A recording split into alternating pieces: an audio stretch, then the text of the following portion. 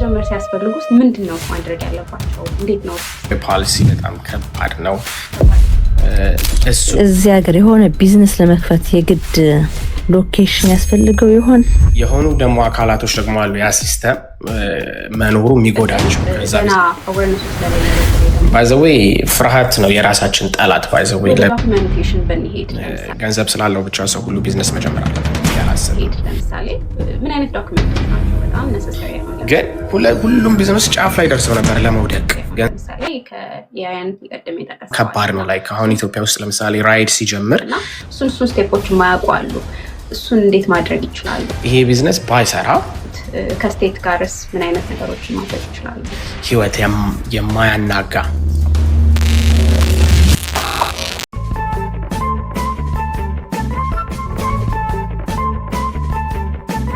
How are you? Thank you so much for joining. እንዴት ነህ? አለሁልሽ። እግዚአብሔር ይመስገን። እንዴት ነሽ? አለን። How was your week? እንዴት ነበር? በጣም ደስ የሚል ነበረ። ቦሎና ያለቀው ግን ሳይታወቀን ያለቀ የሳምንት አይደለም። እንደዚህ ሆነ እኮ አሁን ከዚህ በኋላ እንደዚህ ነው ይመስለኛል። ሳናውቀው መሄድ ነው። ማንዴ ብለን ፍራይዴይ ነው መሰለኝ የሚሆነው። ፍራይዴይ ነው የሚሆነው። ያ ቴንክ ዩ በጣም እናመሰግናለን ጆይን ስላደረግክ። በመጀመሪያ ያው እኔ በፐርሰናሊ በደንብ አውቃለሁኝ በተለይ ደግሞ በሶሻል ሚዲያ ላይም እንዲሁ ደግሞ ከዚህ በፊት ኑሮ በአሜሪካ ላይ ጆይን አድርገህ የተወሰነ ቢዝነስ አድቫይስም ሰጥተህ ነበር እና ዛሬም እንዲሁ ኦዲየንሶችን እንዲያውቁም እንዲረዱ የምፈልጋቸው የቢዝነስ ነገሮች አሉና እስቲ ከመጀመሪያ ከንተን ጀምር። ጆኒ ማን ነው? ስለአንተ የተወሰነ ነገር ንገረን። እሺ እንግዲህ ጆኒ ውልደቱ ኢትዮጵያ፣ እስከ ሃይ ስኩል ድረስ ኢትዮጵያ ነበር የተማርኩት። ከዛ ሜሪላንድ ሃይ ስኩል ጨርሼ ካሌጅ ሜሪላንድ ነበር የጨረስኩት። ከዛ የተለያዩ ማንኛውም ሰው ሃይ ስኩል ሆነሽ የምትሰሪያቸው የተለያዩ ስራዎች እንዳሉ ሁሉ ሁሉንም ሰርቼዋለሁ። 2 ስራም ነበረኝ። ጋዝ ስቴሽን ሰርቻለሁ፣ ዳንክን ሰርቻለሁ፣ ካሌጅ ዩኒቨርሲቲ ኦፍ ሜሪላንድ ሰርቻለሁ። ከዛ በአይቲ ከተመረኩ በኋላ ግን ቢዝነስ ውስጥ ነበረ በጣም ፍላጎቴ የነበረውና ዳንክን ውስጥ ሃይ ስኩል እያለሁ ሱፐርቫይዘር ምናምን ነገር ሆንኩኝ። ከዛ ማኔጀር፣ ከዛ ጀነራል ማኔጀር ሆንኩኝ። ከዛ ዲስትሪክት ማኔጀር ሆንኩኝ። ከዛ ሪጂናል ማኔጀር ሆንኩኝ እና በዛ ውስጥ የምታሳድጋቸው የተለያዩ የሆነ የምትማራቸው ቢዝነሶች አሉ። ያው እዚህ ሀገር ቢዝነስ ራስሽ እነሱ ሲስተሙንም ቱሉንም ቢሰጥሹም ግን አካውንተብል የምትሆኝ ራስሽ ነሽ። ሁሉን ነገር ማርኬቲንግንም፣ ኦፕሬሽኑም፣ ፋይናንሻሉንም እና ብዙ ከሀበሻ ጋር የመቀላቀል እንትኑ አልነበረኝም። ሞር ሶ በቃ የአሜሪካን ቢዝነስ ምን ይመስላል የሚለውን በደንብ ለማየት ከልጅነት የጀምሮ እሱ አደረብኝ። ከዛ የእሱ በጣም ዲቨሎፕ እሱን ማድረግ ስጀምር ከ2020 ልክ ኮቪድ ካለፈ በኋላ ደግሞ ኢትዮጵያ ሄደን የኛ የሚባል ካምፓኒ ልክ እንደ ኤርቢኤንቢ ቢዝነስ ማደል ነው። ማንኛውም ሰው ከየትኛውም ቦታ ሆነው አፓርትመንት ፈርኒሽድ አፓርትመንት እንዲከራዩ ከአሜሪካንም ከኢትዮጵያ ውስጥ ሆነው እንዲከራዩ ፕላትፎርም ክሬት አደረገን። እሱ ኢትዮጵያ ውስጥ በደንብ ይሰራል። ከኔና ወንድሜ አንድ ላይ ሆነን ማለት ነው። and then currently ደግሞ the last couple years በቃ በደንብ ቢዝነሱን በደንብ ሳየው በጣም higher level እያደግኩ ስመጣ ደግሞ I was more exposed በደንብ በቃ ትክክለኛ የሆነ ፋይናንሻል ሊትሬሲውን በደንብ እንዴት ነው ፋይናንስ የሚሰራው፣ ማርኬቲንግ እንዴት ነው በደንብ የሚሰራው፣ የቢዝነስ ስትራክቸር ምን ይመስላል የሚለውን በትክክለኛ መንገድ ስለሆነ ነጮቹ የሚሰሩት እሱን በደንብ ሳየው የእኛ ኮሚኒቲ ደግሞ በጣም የሚጎለው የማንሰራቸው ነገሮች አሉ በሾርት ከት የምናልፋቸው እና ለምንድነው እኛ ሰክሰስፉል ያልሆነው እንደነሱ ብዬ ማሰብ ስጀምር ትክክለኛ ሚስ ያደረግናቸው ነገሮች ከመጀመሪያው ስለማንሰራቸው እና ይሄ በቃ ግሮት ሜንታሊቲ ስለሌለን፣ ድፍረት ስለሌለን ነገሮች ስለሆኑ ለምን ደግሞ ኮንሰልቲንግ በደንብ አልሰራበትም ብዬ ላስት ካፕል ይርስ ደግሞ ሌሎች ነጮችንም ሀበሾችንም አፕሳይድ አቨኒ ግሩፕ የሚባል ኤልኤልሲ ክሬት አድርጌ በኮንሰልቲንጉ እየሰራሁ እገኛለሁ ማለት ነው። ዋው በጣም ደስ ይላል። የተለያዩ እንግዲህ የቢዝነስ ጆርኒዎችን ስላለፍክ እርግጠኛ ነኝ ማለት ከአንተ ሌላ ማንንም ስለ ቢዝነስ መጠየቅ የምንችል አይመስለኝም። አይታቸዋል። ደስ ይላል። አሁን በእነዚህ በምታሳልፋቸው የቢዝነስ ጆርኒዎች ውስጥ በጣም ከባድ ነው ለእኔ በጣም ከብዶኝ ነበረ ብለህ የምታስበው ወይም እንትን ካለ እስቲ ብታካፍለን። እንግዲህ የኔ ጆርኒ ትንሽ ለየት የሚያደርገው ምንድን ነው ያው ሞር ፕሮፌሽናል ስለሆነ ቻሌንጁ ዴል የምታደርጊው ከዚህ ሀገር ካሉ ሰዎች ጋር ነው። ፒፕል ኢዝ ዘ ቢገስት ቻሌንጅ የነበረው የሰውን ባህሪ አዳፕት አድርገሽ ትክክለኛ ሰው መቅጠር፣ ያለውን የካምፓኒ ፖሊሲ በደንብ ማስተላለፍ እና ደግሞ የሚሰሩትን ስራ ደግሞ እንደገና ሪስፖንስብል መሆን፣ የሚሰጥሽን በጀት እሱን ሚት ማድረግ እንዲሁም ያው ትሬን ማድረግ እና ከሰው ጋር ነው አብረሽ የምትሰሪው እና ብቻሽን የምትሰሪው ነገር ስላልሆነ ትክክለኛ ሰው ካላገኘሽ ቻሌንጁ ከባድ ነው እዛ ላይ። ምክንያቱም ብቻሽን አትሰሪውም ስራውን ማለት ነው። አይ ቲንክ ዘ ቢገስት ቻሌንጅ ኢዝ ዲሊንግ ዊዝ ዲፍረንት ፒፕል። ጥቁር ሊሆን ይችላል፣ ነጭ፣ ስፓኒሽ፣ አበሻ፣ የሁሉንም ሰው በአንድ ጣሪያ ስር ማስተናገድ የራስሽም ደግሞ ስሜት እንዳለ ሆኖ ማለት ነው። እሱን እንዴል ማድረግ ትንሽ ይከብዳል። እስክትለምጁ ድረስ በቃ የሰውን ባህሪ እንዳመጣጡ እና አት ሴም ታይም ደግሞ የሚጠበቅብሽን ሪዛልት ደሊቨር ማድረግ ባላንስ የማድረጉ ነገር ያው አብረሽ እያደግሽው የሚመጣ ነገር ነው። በኦቨርናይት አይመጣም። በጣም በልጅነት የሰራኋቸው ስራዎች አሉ ልጅ በመሆን ፕሮፌሽናል ወርዶችን ባለመጠቀም ፕሮፌሽናል ስራ ነገሮችን ባለማድረግ በራስሽ የምትማራቸው ነገሮች አሉ እያደግሽ ስትመጪ። ግን ትክክለኛ ካምፓኒ ውስጥ ስትሰሪ ደግሞ ያንን አንደርስታንድ አድርጎ ልጅ ነው እያደገ ይመጣል ምናምን ብሎ ደግሞ ይሄ አለቆችሽ ደግሞ ሰፖርት ሲያደርጉሽ ሞራል ይሆንሻል እና you have the right mentor, you have someone to look up to ማለት ነው። በጣም ቆንጆ። how was the first አንተ አሁን መጀመሪያ የቢዝነስ ጀርኒ እንዴት ይመስል ነበረ? መጀመሪያ ስትከፍት የነበረው የመጀመሪያው የኢትዮጵያ ነበር የጀመርኩት የመጀመሪያው ቢዝነስ እና የኢትዮጵያ ቻሌንጅ ደግሞ ምንድነው ከፖሊሲው የኢትዮጵያ ፖሊሲ በጣም ከባድ ነው። እሱን ማጥናት ላይክ ፖሊሲው በየጊዜ ይቀያየርብሻል። እንደን አት ታይም እኛ ስንጀምር ደግሞ ይሄ ስታርታፕ ቴክ ምናምን ላይ በደንብ ምና ኢቨን ላይሰንስ እንኳን ልናወጣ ስንፈልግ ላይሰንሱ በምን እንደሚወጣ አታውቂውም። ምክንያቱም የቴክኖሎጂ እንትን ውስጥ ዘርፉ የለም መስራት የምትፈልጊው እና የሆነ ላይሰንስ ይሰጡሽ እና 10-15 አይነት ዘርፉ ያካተተ ይሰጡሻል ማለት ነው። በዛ ውስጥ ነው የምትሰሪው። ከዛ ደግሞ ልክ እንደዚህ ሀገር ላይ ካፒታል የሚያዝልሽ ገንዘብ ስታርታፕ ካፒታል ነው። በቃ ቢዝነሱን ለመጀመር የምታረጊው ገንዘብ ነው። እነሱ እንደ ገቢ ነው የሚቆጥሩብሽ። የታክስ ሲስተሙ በጣም ከባድ ነው። ኮሚኒቲው ደግሞ በቃ ቴክኖሎጂን የመጠቀም እንትኑ በጣም ከባድ ነው። ላይ አሁን ኢትዮጵያ ውስጥ ለምሳሌ ራይድ ሲጀምር በጣም ቻሌንጅ ነበረው ላዳዎችን ለማስወጣት። ያ የሆነበት ምክንያት በቃ ሰው በድሮ አስተሳሰብ በድሮ ነገር ላይ ስለነበረ ነው እና በስልክ መጥራት አፕሊኬሽን ተጠቅሞ መጥራት በቃ እንደ ሞት ነበር የሚቆጠረው እና ያንን የብዙ ሰው ህይወት ጠፍተዋል። ካምፓኒው እስከ መጨረሻው እስከ መዘጋት ድረስ ደርሶ ነበረ እና ህዝቡንም በደንብ ማስተማር እንዲጠቀመው ያለውን ሲስተም ለራሳችን ነው የሚያቀለው እኮ ሲስተሙ። ግን የሆኑ ደግሞ አካላቶች ደግሞ አሉ ያ ሲስተም መኖሩ የሚጎዳቸው ከዛ ቢዝነስ ውስጥ የሚያስወጣቸው ማለት ነው። ያ እንዳይወጣ ደግሞ እነሱ ደግሞ የሚከላከሉበት መንገድ ማርኬቲንግ በጣም ይፈልጋል፣ ትላልቅ ፈንዶችን ይፈልጋል እና አት ሴም ታይም ነው ትክክለኛ ሰው ማግኘት እና ይሄ ትሬንዱን አውቆ ያንን ትሬንድ ብሬክ አድርጎ ለማለፍ አሪፍ ፕላትፎርምን ቢኖርሽ አሁን ኤርቢኤንቢ እዚህ ሀገር በቃ ኦልሬዲ የሰራ ፕሩፍን ኮንሰፕት ራይድም እኮ የኡበር ነው ዱፕሊኬት ያደረገው ሲስተሙ፣ ግን ፔመንት እንትኑን ነው የቀየረችው እንጂ ሰርቪሱ ተመሳሳይ ነው። እኛም እንደዛ ነገር ነው ያደረግነው። ሰርቪሱ ተመሳሳይ ነው፣ ግን ፕላትፎርሙን አከፋፈላቸውን በቀላሉ እንዲያዩበት ከዚህ ሀገር ምናምን እንዲያዩበት እና አይ ቲንክ ትልቁ እንትን ስትጀምሪው ኮንሰፕቱ ፕሩፍን ቢሆንም ግን የኢትዮጵያን ማርኬት እንትን ያለ ነው ያካተተ ነው ወይ ህዝቡ ምን ያህል ቶሎ አዳፕት ያደርጋል የሚለው ጊዜ ይፈጃል እና እሱ ነበረ ቻሌንጁ። ቴክኖሎጂ ቤዝ ላይ ስለሆነ የከፈትነው ማለት ነው። ላይክ ሬስቶራንት፣ ሌሎች የመሳሰሉ ነገሮች ሊሰሩ ይችላሉ። እኛ ደግሞ የመጀመሪያዎቹ ነበርን። ፊውቸር ነበር ያየነው መጀመሪያ ላይ። ምክንያቱም በዛ ሰዓት ገና 1 2 3 4 5 አፓርትመንቶች ነበር እየተገነቡ ያሉት። አሁን ነው በቅርብ ኢትዮጵያ ከሄድሽ ወይንም ሰዎች ሼር ካረጉሽ አሁን ጠቅላላ አፓርትመንት ብቻ ነው እየተገነባ ያለው ማለት ነው።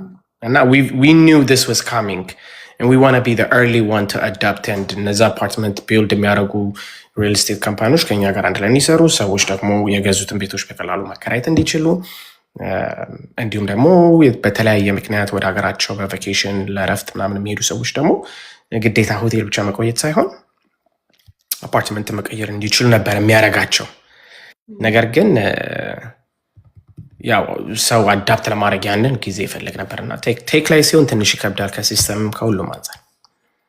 አይ ቲንክ እንዳልከው ቀደም ገና አዌርነሱ ስለሌለ በተለይ ደግሞ ይሄ የሲስተም አጠቃቀሙ ምንድን ነው ከላዳ ወደ ራይድ መቀየር እንደነዚህ አይነት ነገሮች ገና ጊዜ ይወስዳል ዴቨሎፕ እስክናደርግ ድረስ ማለት ነው እነሱን እና ለዛ ይመስለኛል። በጣም ቆንጆ እንግዲህ የተወሰነ ብለህናል። ወደዚህ ሀገር እንምጣና ለምሳሌ አሁን እዚህ ሀገር ቢዝነስ መጀመር የሚፈልጉ በጣም ብዙ ኦዲየንሶቻችን አሉ እና በጣም ግን ደግሞ የሚፈሩበትም አጋጣሚ አለ። ምክንያቱም አንደኛ ኢንፎርሜሽን የላቸውም እና ቢዝነስ መጀመር ሲያስፈልጉ ውስጥ ምንድን ነው ማድረግ ያለባቸው? እንዴት ነው ውስጥ ስቴፑ? እንግዲህ እንዳልኩሽ ቢዝነስ ሲጀምር ቢዝነስ ለሁሉም ሰው አይሆንም። ገንዘብ ስላለው ብቻ ሰው ሁሉ ቢዝነስ መጀመር አለበት ብዬ አላስብም። ቢዝነስ ከፓሽን ጋር ይሄዳል። ቢዝነስ ከከረንት ማርኬቱ ጋር ይሄዳል። ምንድን ነው አሁን ላይ እየተካሄደ ያለው እንደን ይሄ ቢዝነስ ደግሞ ምን ያህል ኔክስት 5 years 10 years ምን ያህል አዳፕት ኢንቮልቭ ያደርጋል የሚለውን አብሮ ማሰብ የመጀመሪያው ነው እና ትልቁ ግን ፓሽን ያስፈልገዋል። ለምሳሌ ኮፊ ሻፕ መክፈት የሚፈልግ ሰው ምን ያህል የኮፊ ፍላጎት የሬስቶራንት ፍላጎት አለው? ለምን ማንኛውም ቢዝነስ ዋጋ ስለሚያስከፍል እና ለዛ ዋጋ ለመክፈል ከገንዘቡ ከካፒታሉ ውጪ ሰዎች አንዳንድ ሰዎች አሁን እኔ ለሰው መስራት አልፈልግም የራሴን ስራ ነው መስራት የምፈልገው በሚል ሜንታሊቲ ከሆነ የምትገቢው ለራስሽ ስትሰሪ ሞር ሰዓት እና ሞር ጊዜ አይኖርሽም እና እሱን ሪላይዝ የሚያደርጉት ካቆሙት በኋላ ነው። እና ይሄ አለቃ አልፈልግም ወይንም የሚያዘኝ አልፈልግም የሚል ሜንታሊቲ እዚህ ጋር አለቃ ባይኖርሽ ከስተመርሽ አለቃ ይሆናል ማለት ነው አት ኤንድ። ስለዚህ እኔ ቢዝነስ ብለው ማንም ቢዝነስ ብለው ለሚያስብ ሰዎች መጀመሪያ የራሳቸውን ፓሽን ቢለዩት፣ ምን አይነት ስኪል አለኝ ወይንም ደግሞ ገንዘቡ ካለኝ ደግሞ ስኪል ያላቸው ሰዎች ላይ ኢንቨስት ማድረግ እችላለሁ ወይ? ሁለቱን አት ኤንድ ገንዘብ ነው የሚያመጣው ሁለቱን ማለት ነው። ግን በፓሽን የሚሰራው ስራ ከገንዘብ ያለፈ ነው። ምንድነው ቢዝነስ ማለት? አንድን ነገር ለአንድ ችግር ምን አይነት መፍትሄ ይሰጣለሁ ነው። ተስላ ሲመጣ ለምሳሌ የኤሌክትሪክ ካሮች ሲመጡ ሶልቭ እናደርጋለን ያሉት ጋዝ እንዳይጠቀሙ፣ ትክክለኛ የሆነ የአየር ንብረት እንዳይበከል ምናምን የሚለው ሜንታሊቲ ኖሮ ነው። ግን ብዙ ዋጋ አስከፍሏቸዋል። አማዞን ክሬት ሲደረግ አማዞን ሰዎች በቀላሉ ዌርሃውስ እየሄዱ በተለያየ ቦታ ጊዜያቸውን ሳይፈጁ በቀላሉ እቃቸው እንዲመጣ ነው። ከዛም ከዚህም ባለው ዌርሃውስ ውስጥ በመገኘት ማለት ነው። ሁሉም ቢዝነሶች የሆነ ነገር ሶልቭ ያደርጋሉ። ግን ሁሉም ቢዝነስ ጫፍ ላይ ደርሰው ነበር ለመውደቅ፣ ገንዘብ በማጠር ምናምን ነገሮች። ግን ፓሽኑ ሲኖር ሰው ከቢዝነስሽ በላይ የሚያምንብሽ አንቺ ላይ ነው ማለት ነው። አንቺ ደግሞ ከጀርባ የምትሰሪው ስራ ትክክለኛ ሆን አለበት። ስታርስ በጣም አሪፉ እና ትልቁ ነገር በትንሽም ብትጀምሪው ግን ፓሽኑ ካለ ትክክለኛ የሆነ ነገር ላይ መጀመር ይቻላል። ከዛ ጋር ተያይዘው ፋይናንሻል ሲስተም ጋር አብሮ መያያዝ እና ይሄ ስትራክቸሩ ማለት ነው። ስትራክቸር ስንል ምን ማለት ነው? ለምሳሌ የምንሰራው ቢዝነስ ሶሎ ነው ወይ የምንሰራው? ምን ያህል ትራንዛክሽን ሊኖረው ይችላል? ትራንዛክሽን ካለው ደግሞ ምን ያህል ኤልኤልሲ በባንክ ብናስገባው ማለት ኤልኤልሲ ክሬት ብናደርግ እንደ ካምፓኒ ራሱን የቻለ ተጠያቂ የሆነ ራሱን የቻለ ካምፓኒ ክሬት ብናደርግለት እሱ ከሊያቢሊቲ አንጻር ራሱን ይችላል። ግን ኤልኤልሲ ከሌለው ግን ተቀባይነትም አይኖረውም፣ ተጠያቂነትም አንቺ ነው ሁሉ በሙሉ ያለው ማለት ነው። እና የምትሰሪው ቢዝነስ አንዴ ከለየሽ በኋላ ቢዝነስ ፕላንሽን ካዘጋጀሽ በኋላ ከዛ በኋላ ፋይናንሻል ሲስተም ኤልኤልሲሽን ካወጣሽ በኋላ ኤልኤልሲ ላይ ደግሞ ኢአይኤን ነምበር አለው፣ አይደንቲፊኬሽን ነምበር ማለት ነው። እነሱ ካሉት በኋላ ደግሞ ባንኪንግ ሲስተም መኖር አለበት። ፐርሰናል እና ቢዝነስ አካውንታቸውን ብዙ ጊዜ ሚክስ በማድረግ ለታክስም ለራሳቸውም ደግሞ ቢዝነሱን ለመለየት የሚከብዳቸው ቢዝነስ ኦነሮች አሉ። ስለዚህ ፕሮፐር ስትራክቸሩ ከተጀመረ ፋይናንሻሉ ላይ የራሱ ባንክ ካለው ኤልኤልሲ ካለው ከዛ በኋላ እሱን ስትራክቸር ከያዘ በኋላ ቢዝነሱ ደግሞ ማርኬት አናሊሲሱ ምን ይመስላል፣ ዲማንድ አለው ወይ? እያንዳንዱ ቢዝነስ ዲማንድ ኤንድ ሰፕላይ ስለሆነ ሰፕላይ ቼን ውስጥ ምን ይመስላል፣ ማመጣቸው እቃ ማንኛውም ፕሮዳክት የሆነ እቃ ነው የሚመጣለት አይደለ? ያ የሚመጣ እቃ ሰፕላዩ ምን ያህል ለከስተመሩ ራሱን የቻለ የሚመጠን የኔም ፍላጎትና የከስተመሩን ፍላጎት የሚያካትት መሆኑን እንዲሁም ደግሞ ዲማንዱ ደግሞ ምን ያህል ነው። ከዲማንዱ ጋር ደግሞ አብሮ ይሄ ሪሰርች የምትሰሪያቸው ነገሮች ናቸው። ከዲማንዱ ጋር ተያይዞ ደግሞ ፍሪኩዌንሲ አለው ወይ? ለምሳሌ አሁን የመኪና ቢዝነስ ካየሽው በየቀኑ መኪና የሚገዛ ሰው አይኖርም።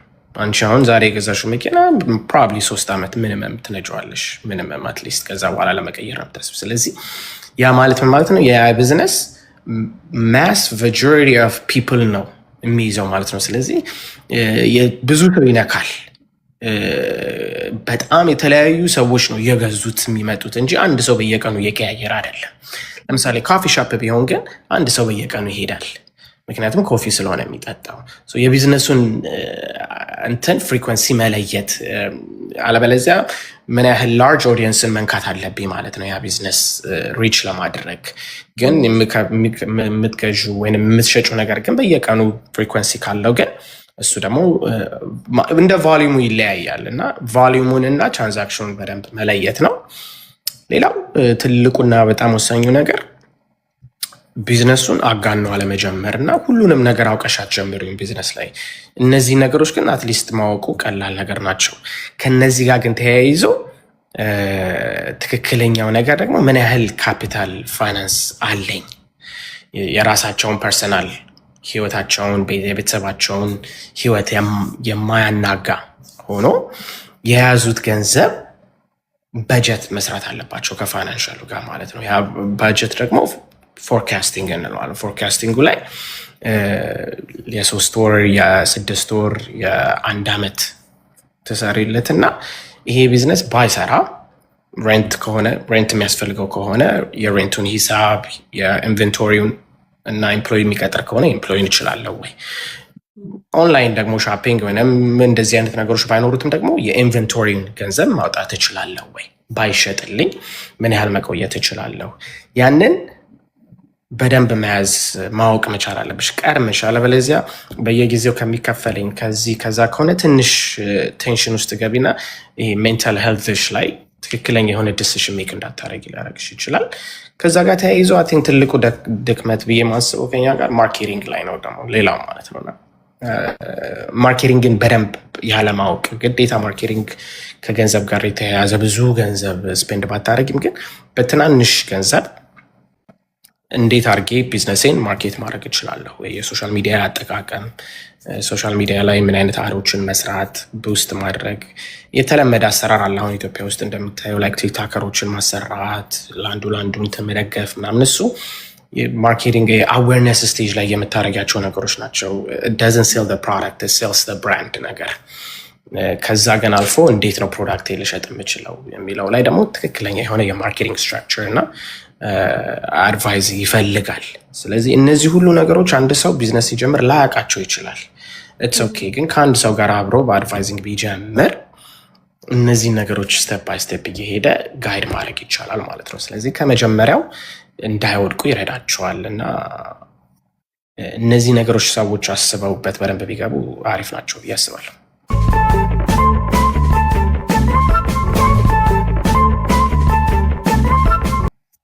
ይህን ለያዝ ካዘጋጁ በኋላ አሁን ያልካቸውን እንትን ካሉ በኋላ ወደ ዶክመንቴሽን ብንሄድ ለምሳሌ ምን አይነት ዶክመንቶች ናቸው በጣም ነሰሰሪ? አሁን ለምሳሌ የአይን ቅድም የጠቀስከዋል እና እሱን ስቴፖች የማያውቁ አሉ። እሱን እንዴት ማድረግ ይችላሉ? እንዴት አድርገው ነው የአይናቸውን ሊያገኙ የሚችሉት? ከስቴት ጋርስ ምን አይነት ነገሮችን ማድረግ ይችላሉ? እንግዲህ ኤልኤልሲ በቀላሉ አንድ ሰው በራሱ ዌብሳይት ራሱ ኤልኤልሲ ክሬት ማድረግ ይችላል። ኤልኤልሲ ዌብ ክሬት በቀላሉ የምታደርጊው ስሙ ተይዟል አልተያዘም ብቻ ነው። ከዛ ውጭ ደግሞ የአይን ነምበር IRS ላይ ገብተሽ ማውጣት የምትችይ ቁጥር ነው።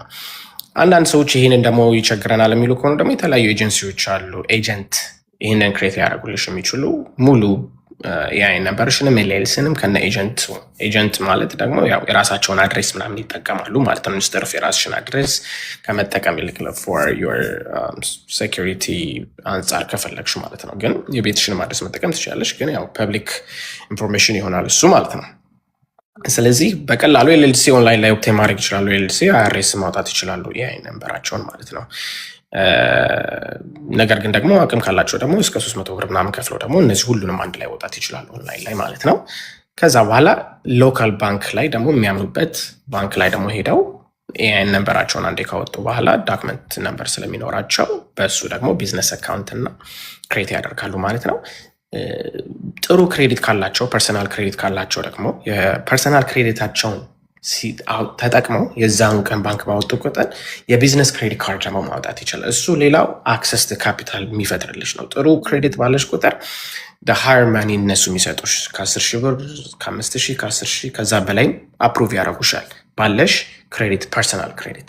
ከዛ ሴም ዴይ ደግሞ ቢዝነስ ክሬዲት ደግሞ አፕላይ ማድረግ ማለት ነው። ከዛ በኋላ ቢዝነስሽ ጥሩ እየሄደ ከሆነ በኋላ የቢዝነስሽ ክሬዲት ነው ከዛ በኋላ የሚታየው ኢንስተድ ኦፍ ያንቺ ፐርሰናል ክሬዲት ሞር ሎን እና ባንክ ለመጠየቅ ማለት ነው። ስለዚህ አርቲክል ኦፍ ኦርጋናይዜሽን፣ ቢዝነስ ኮንታክት፣ ቢዝነስ ኦነሩ እነሱ ሁሉ ኤልኤልሲ ላይ አብረው ፎርም ስታደርጊያቸው የምትጽፊያቸው ነገሮች ናቸው። ኤልኤልሲ ክሬት ስታደርጊያቸው እነዚህ ናቸው ዶክመንቴሽኖቹ ለቢዝነስ ላይሰንሱን ለማውጣት። ወደ ስትራክቸሮቹ እንሂድ እና ብዙ ጊዜ አሁን የጠቀስከው አለ ለምሳሌ ኤልኤልሲ አለ፣ እንደዛው ደግሞ የተለያዩ የቢዝነስ ስትራክቸሮች ሊኖሩ ይችላሉ እና ብዙ ጊዜ አሁን በእኛ ኮሚኒቲ በተለይ የምናየው ፋይል ሲያደርጉ በቃ ኤልኤልሲ ብቻ ነው ሊያወጡ የሚችሉት እና ብዙ አይነት ግን የቢዝነስ ስትራክቸሮች ስላሉ እስቲ ምንድን ናቸው? ልዩነታቸውስ ምንድን ነው? እንግዲህ ሶል ፓርትነርሽፕ የሚባል አለ።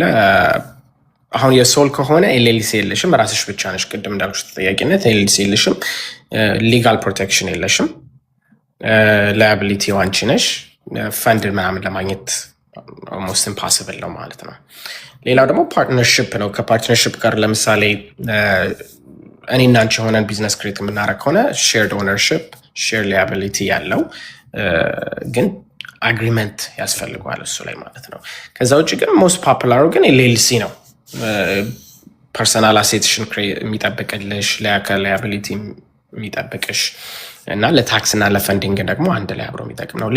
ይሄ እነዚህ የአንድ ሰው ተቀጣሪ ቢሆንም ሊያወጣቸው የሚችላቸው ነገሮች ናቸው። አሁን እነዚህን አፕላይ አድርገሽ ኤልኤልሲ ከያዝሽ በኋላ ታክስ ግን ፋይል ስታደርጊ አንድ ላይ ከደብሊቶች ጋር አብረሽ ታክስ ፋይል ማድረግ ትችላለሽ። ስለዚህ ይሄ ለብቻ ኤልኤልሲውን ለብቻ ያንን ለብቻ ማድረግ አይጠበቅብሽም ማለት ነው። ኤልኤልሲ ግን ፋይል ስታደርጊው ግን ለምሳሌ አሁን ብዙ ሀበሾች ሌላው ትልቁ ችግር የምናየው ትክክለኛ የሰሩትን ገንዘብ አያስመዘግቡም ማለት ነው እና እንደ ላስ የምታስመዘግቢ ከሆነ እሱ አት ዋን ፖይንት ይጎዳሻል። ሁለተኛ ነገር ደግሞ ወደፊት አሁን አንዳንድ ሰዎች ቤት መግዛት ሲፈልጉ የራሳቸውን ነገር ማድረግ ሲፈልጉ ለምሳሌ የደብሊቱ ኢንካምሽ ለምሳሌ 100 ሺህ ብር ከሆነ የሰራሽው አንቺ ደግሞ በኤልኤልሲ ላይ ለምሳሌ 5 ሺህ ብር ከሆነ ላስ ብለሽ ያስመዘገብሽው ኢንካምሽ አሁን 95 ሺህ ብር ይሆናል ማለት ነው። ነገር ግን ደግሞ 5 ሺህ ብር ደግሞ ነው ሜክ ያደረግኩት ብለሽ ብታስመዘገቢ ናው ኢንካምሽ 105 ሺህ ብር ይሆናል ማለት ነው። ስለዚህ አሁን ቤት ስትገዢ ኢንካምሽን ሲያዩት እሱ ነገር ላይ አፌክት ሊያደርገው ይችላል። ስለዚህ ኦቨርኦል ኢንካሙ ላይ ላስ እናስመዘግብ ያለው ጥቅም እናንተ ነው። ከዛ ጋር ግን ተያይዞ ዲዳክት ማድረግ የምንችላቸው የተለያዩ ነገሮች ኖረው ግን ላስ እና ፕሮፊት መካከል ያለው ጥቅሙና ጉዳቱ እሱ ላይ ነው። ለምሳሌ አሁን ቢዝነስ ክሬት ስናደርግ የሚያስፈልጉንን ነገሮች የተወሰነ ተነጋግረናል እና ከሱም አንዱ ደግሞ ሶሻል ሚዲያ ፕሬዘንስ ያስፈልጋል ብለሃል እና እስቲ ሶሻል ሚዲያ ፕሬዘንስ በቢዝነሱ ላይ ምን ያህል ኢምፓክት አለው?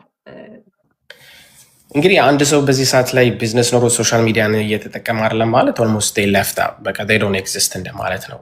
ምክንያቱም ለምሳሌ እያንዳንዱን ሶሻል ሚዲያ ፕላትፎርም ደግሞ ማወቅ መቻል ያ ቢዝነስ ኦነር ይኖርበታል። ለምሳሌ የቲክቶክ አልጎሪትም እንዴት ነው የሚሰራው?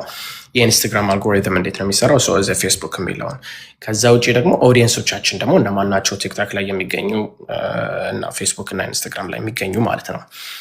አሁን ለምሳሌ ኢንስታግራም እና ፌስቡክ በሜታ አንድ ላይ ኢንቴግሬት ስላደረገ ፌስቡክ ላይ ፖስት የምታደርገው አውቶማቲክሊ ኢንስታግራም ላይ ሊለጠፍልሽ ይችላል። ለስ ወርክ እዛ ጋር ማለት ነው። ነገር ግን የቲክቶክ አልጎሪትም ደስ የሚለው ምንድነው? you don't have to have like followers, millions and millions followers ያቺ አንድ የፖስትሻት ቪዲዮ ቫይራል ለመውጣት ማለት ነው። ግን አክቲቪቲ ይፈልጋል በደንብ። ከዛ ጋር ተያይዞ ያው ሶሻል ሚዲያ ከማንሳታችን በፊት አይ ቲንክ ማርኬቲንግ የሚለውን በደንብ ስንዳስሰው ማርኬቲንግ ምንድን ነው ብለን ስታስብ መጀመሪያ የሚጀምረው ከትክክለኛ ስም ከማውጣት ነው። ለምሳሌ አንዳንድ ሰው በልጁ ስም ያወጣል፣ በራሱ ስም ያወጣል፣ የተለያዩ ነገሮች ያወጣና ከዛ ግን የሆነ ሰዓት ላይ ቢዝነስ ማደግ ሲጀምር ስሙ ካቺ እንዳልሆነ ስትረጁ የዛኔ ነው ስህተት መስራት ችግር የለውም፣ መልሶ መቀየር ይቻላል። ግን ከመጀመሪያ ግን እሱን ጠንቅቀን ብናወጣ ኤልኤልሲ ስናወጣ ስማችን ላይ ማለት ነው። ከዛ ብራንድ አይደንቲቲያችን ሎጎ እንዴት ነው የምንሰራው? ከለር ዲፋይን እንዴት ነው የምናረገው? ሎጎ የሚሰሩልን ሰዎች ሙሉ ዶክመንቴሽን ይሰጡናል ወይ? ከጀርባ ያሉትን ከለሮች በተለያዩ ከለሮች ለቢዝነስ ካርድ የሚሆን ለፌስቡክ ባነር የሚሆን የተለያዩ ባነር የምንጠቀማቸው እንደዛ እንዴት ናቸው የሚለውን ከከለሩ በደንብ ከተረዳም በኋላ ብራንድ አይደንቲቲሽን አንዴ ከለየሽው ከስሙ፣ ከዛ ደግሞ ከለሪንግሽን፣ ሎጎሽን፣ ከዛ በኋላ ወደ ሶሻል ሚዲያ ስታመጭው ካንቴንት እንዴት ነው ክሬት ማረገው የሚለውን መለየት ይጠበቃል። እና አንዳንድ ጊዜ ሾርት ቪዲዮ በቂ ነው ስለ ቢዝነስሽ ማስተዋወቅ፣ ስለ ቢዝነስሽ መስራት። ከዛ ግን ኮንሲስተንሲ ይፈልጋል። ከዛ ራሱ ካንቴንቱ ያንን የሚፈልጉ ሰዎች ሲያዩት መልሶ እንዲያመጣላቸው ያደርግላቸዋል ማለት ነው። ግን ዋናው ምንድን ነው የምሸጠው፣ ማስተላለፍ የምፈልገው መልእክት ምንድን ነው፣ እኔ ማነኝ የሚሉትን 3 ነገሮች አንዴ ነክተሽ ካስተዋወቅሽ በኋላ ከዛ በኋላ ዲቴይል ገብቶ ማስታወቅ አይጠበቅባቸውም። ግን ኮንሲስተንሲ ይፈልጋል። ፕሮዳክት የሚሸጡ ሰዎች ደግሞ ፕሮዳክታቸውን ወይም ዌብሳይታቸውን እና የተለያዩ ሰው የሚያደርጉትን ሎኬሽናቸውን በመለጠፍ። ሌላው ለምሳሌ ይሄ ብሬክ ቢዝነስ፣ ይሄ ፊዚካል አድሬስ ያላቸው ቢዝነሶች ደግሞ መጀመሪያ ፎከስ ማድረግ ያለባቸው ጉግላቸው ላይ ነው። ጉግል አድሬሳቸው በትክክል ሊስት አድርገውታል። ሬቲንጋቸው ምን ይመስላል፣ ምን ያህል ሬቲንግስ አላቸው፣ እዛ ላይ ራሱ የቢዝነስ አይደንቲቲ ምን ይመስላል። ለምን ብዙ ጊዜ ሰርች ኢንጂን ኦፕቲማይዜሽን የምንለው ነገር አለ። ያ ሰዎች ሰርች ሲያደርጉት ምን ያህል የአንቺ ቢዝነስ እዛ አካባቢ ላይ ይመጣል። ይሄ ለማንኛውም ቢዝነስ፣ ኦንላይን ላለ ቢዝነስ፣ ማንኛውም ፕላትፎርም ይሄ ወሳኝነት አለው። እና እነዚህ አይነት ነገሮች ካንቴንት ክሬት ስታደርጊ ከስር ሃሽታግ ምናምን የመሳሰሉት ነገሮች መለጠፍ የሚያስፈልገው ሚዩት ላይ ነህ አለው። አሁን ይሰማል። ሰዎች ሰርች ሲያደርጉ በቀላሉ ለምሳሌ የአበሻ ሬስቶራንት ቢሆን ኢትዮጵያን ሬስቶራንት ኒር ሚ ቢል የአንቺ ቢዝነስ ምን ያህል ቶሎ ይመጣል እና ራንክ የተደረገውስ ምን ያህል ነው የሚለውን እንዲያመጣልሽ ከፈለግሽ በተለያዩ አልጎሪትም ላይ ሃሽታግ እያረግሽ የቢዝነስሽን ስም መለጠፉ እሱ በደንብ ቫይራል እንዲያወጣና ጉግል ካች ያደርጉታል እነዛን ስሞች። ኢቨንቹዋሊ ራሱ አዳፕት እያደረገ ይመጣል ማለት ነው። ሶሪ ስልክ እየገባብኝ ነው መሰለኝ ድምፅ የሚጠፋ። ስለዚህ እኔ ትልቁ ነገር ብዬ ማስበው ቅድም እንዳልኩት አይደንቲቲ መጀመሪያ ሴትአፕ ፕሮፐር ሴትአፕ ላይ የሚፈልገው እሱ ላይ ነው። ዌብሳይት ክሬት ለሚያደርጉ ሰዎች ትክክለኛ ዌብሳይት ክሬት ማድረጋቸውን፣ ትክክለኛ ሎጎ ያለው ትክክለኛ ስም ያላቸው ዶሜን ያለው ቢዝነሳቸው ክሬት ሲያደርጉ ሰርች ሲደረግ እነዛ ቢዝነሶች እንዲመጡ ይረዳቸዋል ማለት ነው። ሬስቶራንት ወይም ብሬክ ወይም ፊዚካል አድሬስ ላላቸው ሰዎች ደግሞ ጉግል ሬቲንጋቸውን በደንብ ቢያዩት ከዛ እነሱን ደግሞ ሶሻል ሚዲያ ላይ እያመጡ ማስተዋወቅ። ሰዎች በዚህ ሰዓት ላይ ግራፊክስ ሞሽን ግራፊክስ መስራት፣ በኤአይ መስራት በጣም የተለያዩ ነገሮች ይቻላል። ካልሆነ ደግሞ ቅድም እንዳልኩሽ አንድ ሰው ሁሉንም መስራት ስለማይችል መቅጠር የሚቻል ከኢትዮጵያ ጋር ኢትዮጵያ አሁን ብዙ ግራፊክሶች መቅጠር ይቻላል ነው። ኢትዮጵያ ውስጥ ያሉ ልጆች በቀላሉ በቺፕ ማሰራት ይቻላል ምናምን እና ካልሆነ ደግሞ ከኛ ጋር ፓርትነር በማድረግ ደግሞ ይህንን በደንብ ልናግዛቸው እንችላለን። ማርኬቲንግ ምክንያቱም አንድ ቢዝነስ ካለ ማርኬቲንግ የትም ቦታ አይደርስም። እንደምታውቂው ለምሳሌ ትላልቅ ቢዝነሶች በየቀኑ የሚያስተዋውቁት ስለማናውቀው አይደለም ቢዝነሳቸውን they want to stay relevant እና ሰዎች ስማቸውን ባነሱ ባዩ ቁጥር ሳይኮሎጂ አይምሮሽ ውስጥ የሚቀረጽ ነገር ነው። ለምሳሌ ኮካኮላ የምታስተዋውቂ እኮ ቢዝነስ አይደለም። ምን ያህል ሰዎች እንደሚጎዳ ያውቁታል። ነገር ግን ምን ያህል ሰው ላይ ሰርቆ እንደገባ የምታየው በፓርትነርሽፕ፣ በዶኔሽን፣ በተለያዩ ማስታወቂያዎች ቢሊየንስ ዶላር ኢንቨስት ያደርጋሉ። ግን የሚያገኙት ደግሞ 10 ታይምስ ሪተርን ነው። ለምን? ሳይኮሎጂ አይምሯችን ውስጥ የሆነ ነገር ስታይ ያ ነገር ነው ትዝ የሚልሽ። ኮካው ነው ትዝ የሚልሽ። ግሮሰሪ ብትሄጂ ኮካዎቹ ተደርድረው ስታያቸው ሳታስቢ ፒክ ልታደርጊ ትችላለሽ። እና ሳይኮሎጂ እንዴት ነው የሰው ልጅ እንዴት ነው የሚያስበው፣ እንዴት ነው የሚያደርገው፣ እንዴት ባስተዋውቀው እንዴት ሊገዛው ይችላል የሚለውን ነገሮች ሁሉም ሰው ይሄ ስኪል ላይኖረው ይችላል። ግን ገንዘብ ደግሞ ኢንቨስት አድርገሽ ደግሞ ኢንቨስት ላደረግሽው ገንዘብ ሪተርን የምታገኙ ይሆናል ማለት ነው። አሁን ላይ ግን ለምሳሌ የጠቀስናቸው ነገሮች አሉ። ሶሻል ሚዲያ ፕሬዘንስ ብለናል። ከዛም ተጨማሪ ዌብሳይትም ሊኖር ይችላል። የትራዲሽናል አሁን በፊት የነበሩት አሁን ትራዲሽናል ፖስተሮች አሉ፣ ፍላየሮች አሉ። እነሱ አይነት ነገሮች ምን ያህል ጠቃሚ ናቸው ብለህ ታስባለህ? እንግዲህ ያው እንደ አለሽ ቢዝነስ ይለያያል። ለምሳሌ ፍላየር ከሆነ ለምሳሌ ኢቨንት ውስጥ ከሆነ ፍላየር ሊኖርሽ ይችላል። ለእያንዳንዱ ሰው እዛ ልትሰጫቸው ትችያለሽ። የተለያዩ ኢቨንት የሆነ ቦታ ላይ ከሆነ ደግሞ የተዘጋጀው ለምሳሌ ያ ኢቨንት አንቺ ላትገኝበት ትችላለሽ። ግን የሆነ ኢቨንት ላይ የተለያዩ መኪና ፓርክ የተደረጉ ሰዎች ከሆኑ ፍላየርሽን ፕሪንት አድርገሽ መኪናዎቹ ላይ ልታደርጊያቸው ትችላለሽ። ከ500 መኪና ከ100 መኪና 10 ሰው ልታገኝበት ትችላለሽ ከዛ ፍላየር ላይ ማለት ነው። እና ታርጌት እንደምታደርጊው ቦታ እና ፍላየሩ ምን ጥቅም አለው ሪተርን ምን ይዞልኝ ሊመጣ ይችላል። ለምሳሌ ኢቨንት ከሆነ የምታስተዋውቂው ኢቨንትሽን ነው የምታስተዋውቂው ፍላየር ላይ ማለት ነው። ፕሮዳክት ከሆነ የምትሸጪው እነዚያን ፕሮዳክቶች ፕራይሳቸው ያለ ምናምን በቃ ይሄ ጌት ቱ ዘ ፖይንት ነገር የሆነ ነገር ላይ ከሆነ ዌብሳይት ያለው አድሬስ ያለው ፕራይስ ያለው ከሆነ ይህንን መግዛት ይችላሉ ማለት ነው። ፈርኒቸር የሚሸጡ ከሆነ ገራጅ ካላቸው ይሄ አውሮሻፕ ያላቸው ሰዎች ከሆኑ እንደየቦታው ይለያያል። ግን ፍላየር ይዘሽ ግን ምን ላይ ታስተዋውቂዋለሽ? የሆነ ፊዚካል ኢቨንት ላይ ሄደሽ ካልሸጥሽው በስተቀር ማለት ነው። ስለዚህ ኢትስ ሞር ሶ ዲጂታል። ለምን ማስ ማጆሪቲ ኦፍ ዘ ፒፕል እንዲደርስላቸው ከፈለግሽ አንድ ቲክታክ ብትለቂው ምን ያህል ሰው ላይ ሄደሽ ይችላል? ፌስቡክ ላይ ብትለቂው፣ ኢንስታግራም ላይ ብትለቂው። ስለዚህ ኢትስ አ ዲጂታል ወርልድ አሁን ላይ ግን ፍላየር ጥቅም የለውም ወይም ባነር ጥቅም የለውም ማለት አይደለም። እንዳልኩሽ ለምሳሌ ሳከር አሁን በአመት አንዴ ይዘጋጃል አይደለ? የዛኔ አሁን ፍላየር ባነር ምናምን ሊያስፈልግሽ ይችላል። አይ ቲንክ እንደ ኢቨንቱ እንዳለህበት የቦታ ሴቲንግ ይወሰናል። እንደ ቦታው እንደ ሰዓቱ ይለያያል። ግን ይሄ ይሄ አሁን ላይ ፍላየሩን ይዘሽ በየሀበሻ ሬስቶራንቱ ብታስቀምጭው፣ በየግሮሰሪው ብታስቀምጭው ማንም አያይልሽም። ሶሻል ሚዲያ በጣም በአሁን እኔ ቅድም እያልኩኝ ነበረ፣ በተለይ የእኛ ኮሚኒቲ በጣም አይ ቲንክ እየደከመ ያለው ብዬ የማስበው አድቨርታይዚንግ ማርኬቲንግ ላይ ነው። ምክንያቱም ቢዝነሱን ብቻ ይዘህ ዋጋ የለውም። አድቨርታይዝመንት ይፈልጋል፣ ሰው ጋር መድረስ መቻል አለብህ እና እሱ ላይ በጣም መስራት አለብን ብዬ አስባለሁኝ። ወደ አሁን ያው አንተም የምታያቸው ከስተመሮች ሊኖሩ ይችላሉ እና እስቲ በጣም እየተቸገረ ነው ብለህ የምታስበው አሁን ኮሚኒቲው ላይ በጣም በዚህ ነገር ሰው ቀድሞ አዌርነሱ ቢኖረው ብለህ የምታስበው? ብዙ ነገር አለ። አይ ቲንክ የመጀመሪያው ብዬ የማስበው ከማርኬቲንግ ጋር ትንሽ አገናኝቸው የማርኬቲንግ እውቀቱ አለመኖር የመጀመሪያው ቢዝነሳቸው ከከፈቱ ምናምን በኋላ ማለት ነው። እና ማርኬቲንግ ደግሞ ቅድም ስንል ይሄ ኮንቴንት መለጠፍ ምናምን ብቻ ሳይሆን ለምሳሌ ጉግል ላይ ገብተሽ you can buy words ገብተሽ ወርዶች ለምትፈልጊያቸውን ወርዶች መግዛት ትችላለሽ። ሎኬሽንሽን አድ ገዝተሽ ማስተዋወቅ ትችላለሽ። የገዛሽ ፖስት ያደረግሽውን አድ የትኛው ሎኬሽን ላይ የትኛው ቦታ ላይ እንዴት ላስተዋወቅ ማለት ትችላለሽ።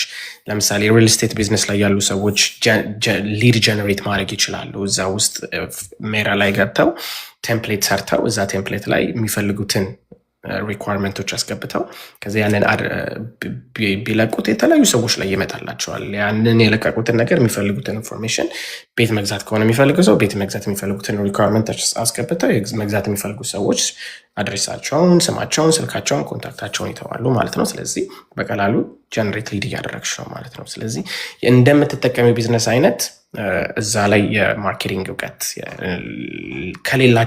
ካላቸው ሰው ጋር ተጠግተው ኦኬ እንደዚህ ነው ቢዝነስ፣ ይሄን ያህል መስራት እፈልጋለሁ፣ ማርኬቲንግ ምን ይመስላል፣ እንዴት አድርጌ ማርኬቲንግን ላሳድግ፣ የግሮት ሜንታሊቲ እዛ ጋር ይጠበቃል።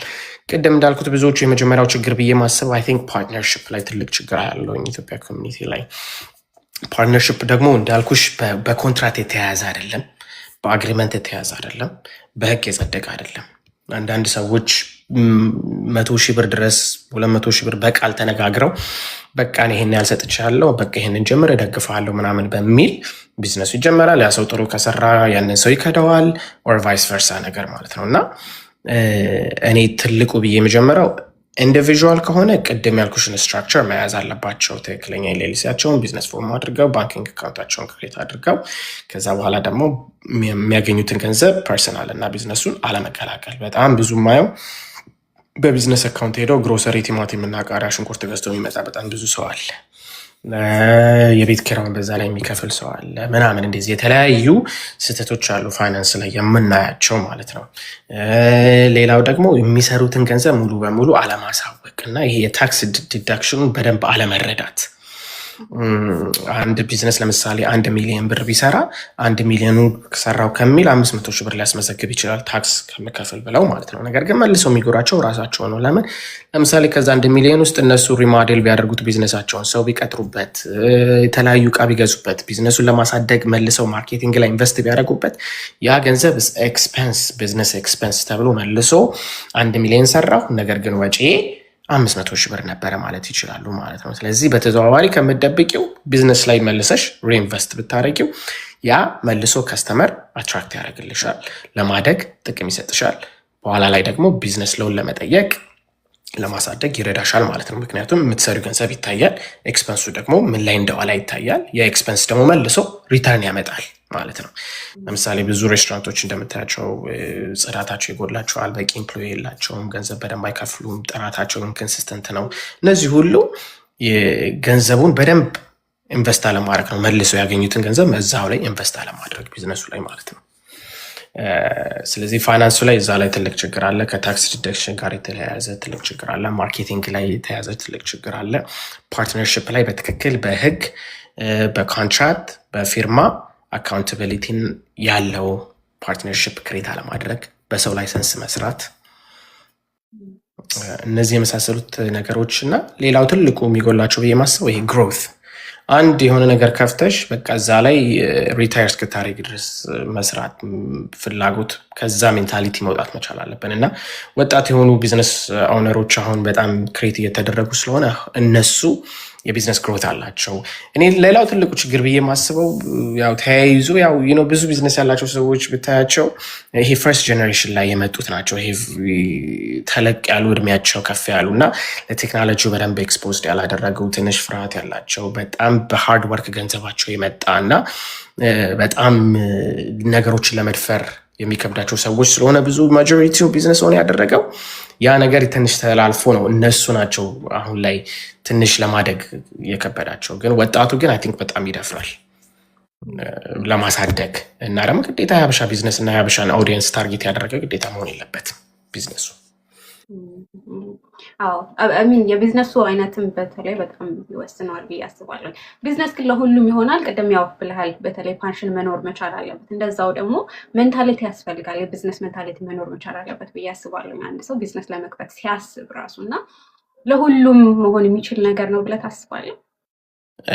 ለሁሉም ነው ብዬ አላስብም። ቅድም እንዳልኩሽ ለሁሉም የማይሆነው ምክንያት ምንድን ነው? ዲስፕሊን ይፈልጋል፣ ኮሚትመንት ይፈልጋል፣ ኮንሲስተንሲ ይፈልጋል። እነዚህ ነገሮች ደግሞ አንድ ጀንበር የሚመጡ አይደሉም። ቴክስ ታይም፣ በጣም ብዙ ኤነርጂ፣ ብዙ ነገርሽን አሳልፈሽ የምትሰጭበት። ብዙ ሰዎች እኮ እናውቃለን ከቤተሰቦቻቸው ጋር በቂ ጊዜ የማያሳልፉ፣ ልጆቻቸውን ይዘው መጥተው በሬስቶራንት ውስጥ አብረው የሚያሳልፉ ወይም የተለያየ ቢዝነስ ውስጥ አብረው ከልጆቻቸው ጋር እየሰሩ ኳሊቲ ላይፍ የሌላቸው ማለት ገንዘቡ ምንም አይነት ወርክ ላይፍ ባላንስ ያልሰጣቸው ሰዎች አሉ እና መጨረሻ ላይ በጣም የሚታመሙ አሉ፣ ቢዝነሳቸው ምንም ያልጠቀማቸው አሉ። እንደዛ መሆን የለበትም። መሆን ያለበት ቢዝነስ በትክክል ቢዝነሱ ከጀመረ እነዛን ስትራክቸሮች በትክክል ካስያዙ ሰው እየቀጠሩ ሰው ትሬን እያደረጉ ለሰው አስተላልፈሽ መስጠት ስትቺ ነው ቢዝነስም የሚባለው። አለበለዚያ ቢዝነስ ራስሽ ከፍተሽ ራስሽ ዘግተሽ ራስሽ ተቆጣጠርሽ ከሆነ you're not a business owner, you're just an individual worker ለራስሽ። ቢዝነስ ኦነር የሚባለው ከራሱ አሳልፎ ለሰዎች እድል መስጠት ሲጀምር ነው። እና ያ ሜንታሊቲ መኖር አለበት። እና አንዳንድ ሰዎች ቅድም እንዳልኩሽ በስኪል ሴት የሚጀምሩት ቢዝነስ ከሆነ ለምሳሌ አሁን ላይ በደንብ አንዳንድ አብሾችም እየተማሩ ያሉት ይሄ የትሬድ ስራ ለምሳሌ ኤሌክትሪክሲቲ፣ ፕላሚንግ አይነት ስራዎች አሁን ይሄ የእጅ ትሬድ ስራዎች ናቸው። አሁን እነሱ ተቀጥረው ካምፓኒ ጋር ይሰሩና እውቀቱን ኦልሬዲ በደንብ ይለምዳሉ።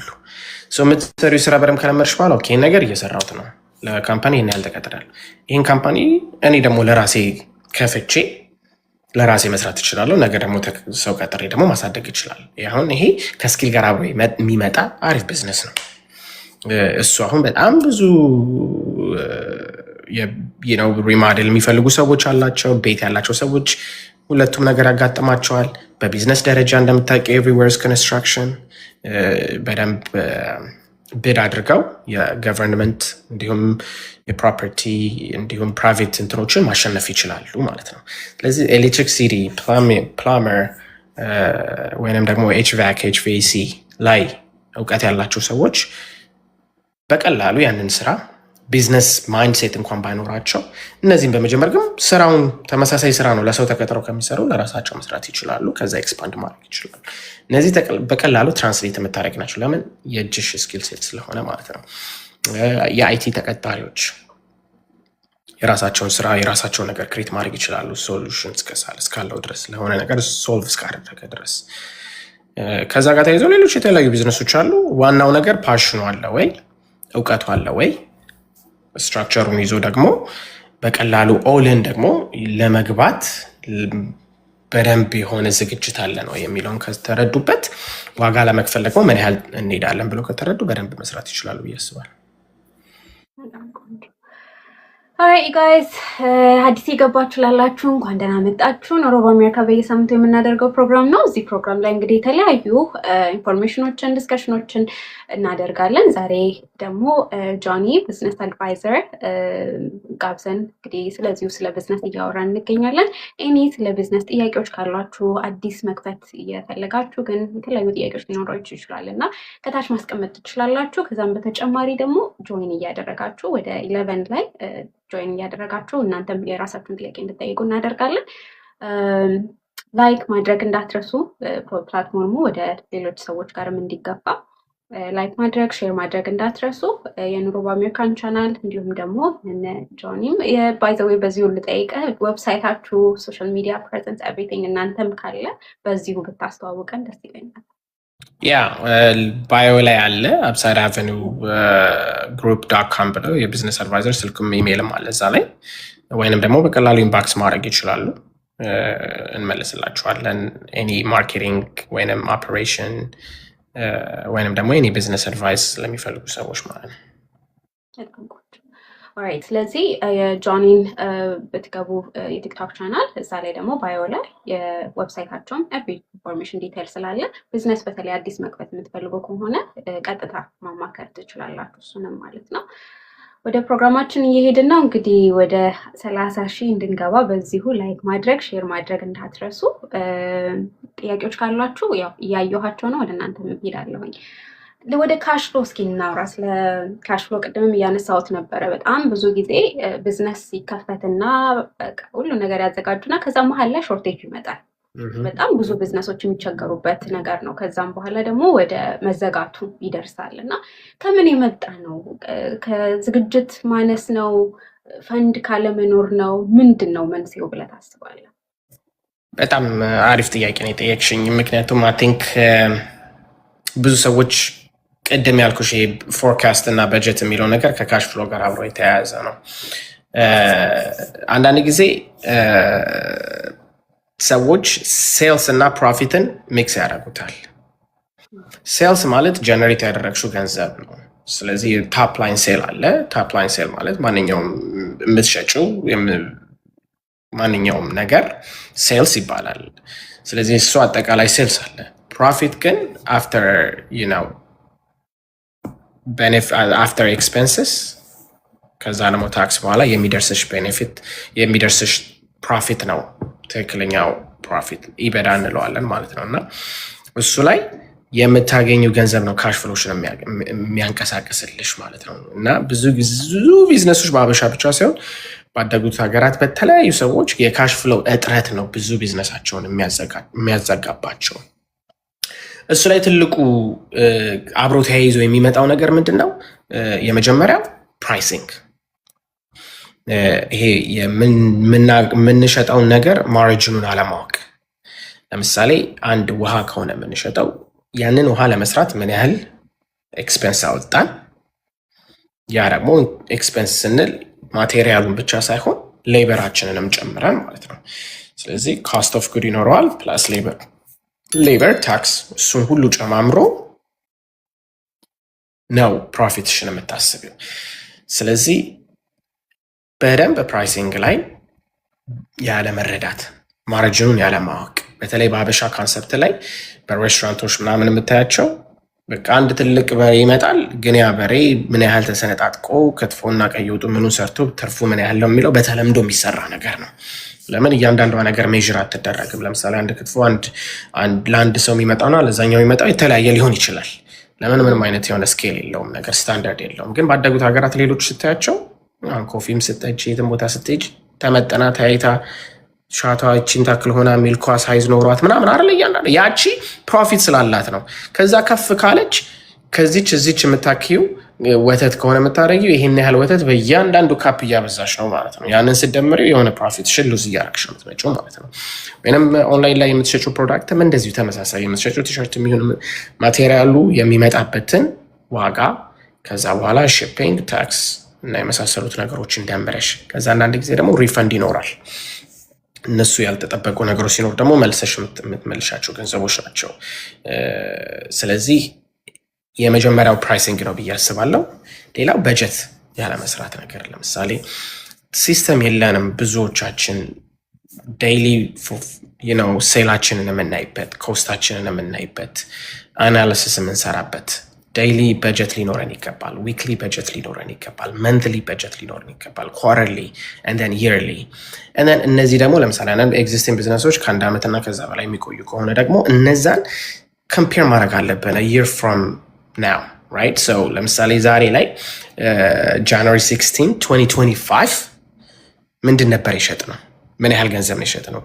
ከላሽሩ ዛሬ የተሻለ ገንዘብ እየሰራን ነው? እሱን ኮምፔር ማድረግ በጣም በቢዝነስ ዓለም ውስጥ የተለመደ ነው። ለምን? ቢዝነስ እድገት እያመጣ መሆኑን የምታዩ በዛ ነው።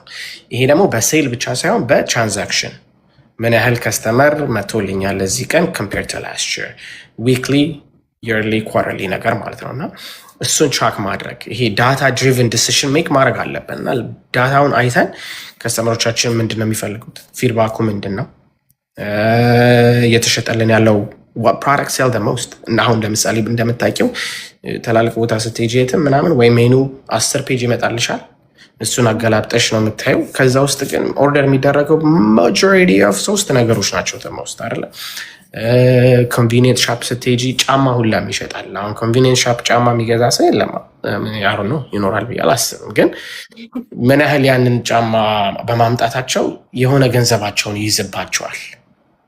ያ ምን ያህል ተሸጦላቸው ነው እነሱ 10 ብርም ልትሆን ትችላለች እኮ የገዟት ተረካሽ ስለሆነ ሊሆን ይችላል። ግን ግዴታ መደርደር አይጠበቅበትም። you have to focus what you sell the most ከስተመር የሚፈልገው ያ ሚሆን ምን ማለት ነው? ኢንቨንቶሪሽን ባጠበብሽ ቁጥር ካሽ ፍሎሽ እየጨመረ ይመጣል ማለት ነው። አለበለዚያ 15 ነገር ደርድረስ ከዛ ውስጥ የሚሸጠው 3 ነው፣ 12ቱ ግን ቁጭ ብሎብሻል። ምን ይዞ? ገንዘብ ይዞ። ስለዚህ የምንሸጠውን መለየት ትልቁ ካሽ ፍሎ ፍሪ ያደርግልናል ማለት ነው። ሌላው ሲምፕልሲቲ። ለምሳሌ ያቸው ለምሳሌ ቺክ ፍሌ ነው። አንድ ቺክን እኮ ነው ዞሮ ዞሮ በዳቦ ለብቻው ምናምን የሚመጣዋል። ሲምፕልሲቲ አንደኛ ምን ይረዳቸዋል? ኳሊቲው ኮንሲስተንሲውን ፕሮዳክት እንዲያደርግ ዴሊቨር እንዲያደርጉ ይረዳቸዋል። ለምን ትሬኒንግ ደግሞ ይረዳቸዋል። አዳዲስ ሰው በመጣ ቁጥር 16 አይነት ዲፍረንት ፕሮዳክት አታስተምሪያቸውም ማለት ነው። የተለያዩ ኦንላይን ሻፕ የሚሸጡ ሰዎች ጃኬቱን ቲሸርቱንም ሁሉንም ሊኖርባቸው አይገባም። አንዳንድ ጊዜ ይሄ በገፍ ስላሰብን ስላለን ገንዘቡ የሚመጣ ሊመስለን ይችላል። ግን እና ሪሊ ዳታውን ብታዩ ዛሬ ላይ ምንድን ነው የሸጥኩት፣ ምን ያህል ነገር ተሽጦልኛል፣ ያ የተሸጠው ደግሞ ምን ያህል ፐርሰንቴጅ ኦፍ ማይ ሴልስ ነው። ለምሳሌ 1000 ብር ከሆነ ሴሉ የቀኑ out of $1,000 ሴል 700 የሆነ ተመሳሳይ ፕሮዳክት ከሆነ that's what you need to focus። ሌላው 30% ማይና matter as much። ያ ማለት እነዛን ፕሮዳክቶች ብታበዣቸው ሰዎች ለዛ ብለው ይመጣሉ ስፔሲፊክሊ ማለት ነው።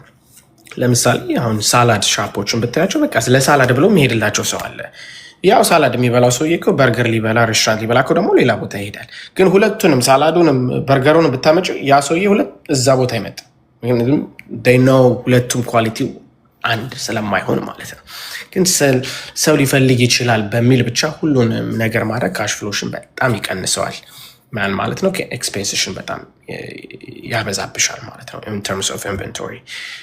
ሌላው ኤክስፐንስ ላይክ ለምሳሌ ቢዝነሱን ሳንጀምረው ሳናቀው ቀድመን የምናወጣቸው ወጪዎች ካሽ ፍሎሽን ከመጀመሪያው ይገሉብሻል።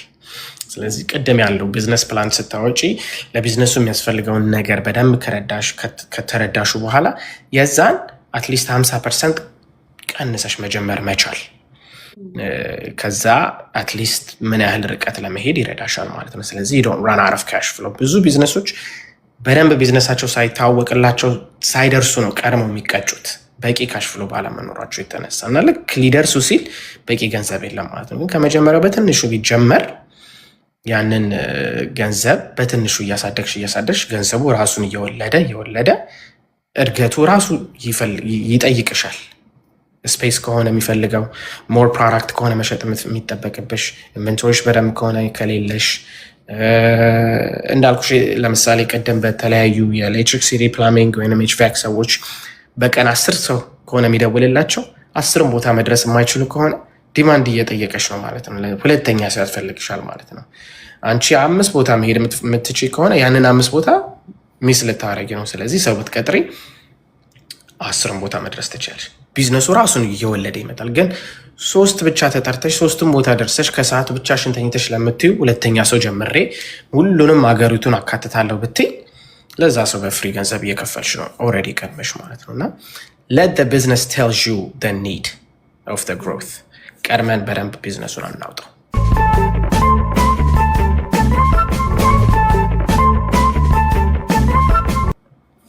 በጣም ጥሩ እንትን ያነሳው። ምክንያቱም በጣም ብዙ ጊዜ የማየው ነገር ደግሞ ምንድነው መሰለህ አንደኛ ያው ኤምፕሎይ ማብዛትም በጣም ትልቅ አፌክት እንዳለውም ሆኖ ቢዝነሱ በደንብ ማደጉን ሳናቅ አይ ቲንክ ዲማንድ ያለን ይመስለን እና ሁለተኛ ብራንች፣ ሶስተኛ ብራንች፣ አራተኛ ብራንች ገና የመጀመሪያው ብራንች ሳይጠነክር ማለት ነው። እንደሱ አይነት ነገር በጣም ብዙ የኛ ኮሚኒቲዎች ላይ ያለውኝ እና ምን ትላለህ እስቲ? አሁን እንደዚህ ማብዛቱ ማለት ያን ያህል ግሮዝ ይመጣል ከዛ ወይንስ ሰው ጋር ተደራሽነት ይኖራል?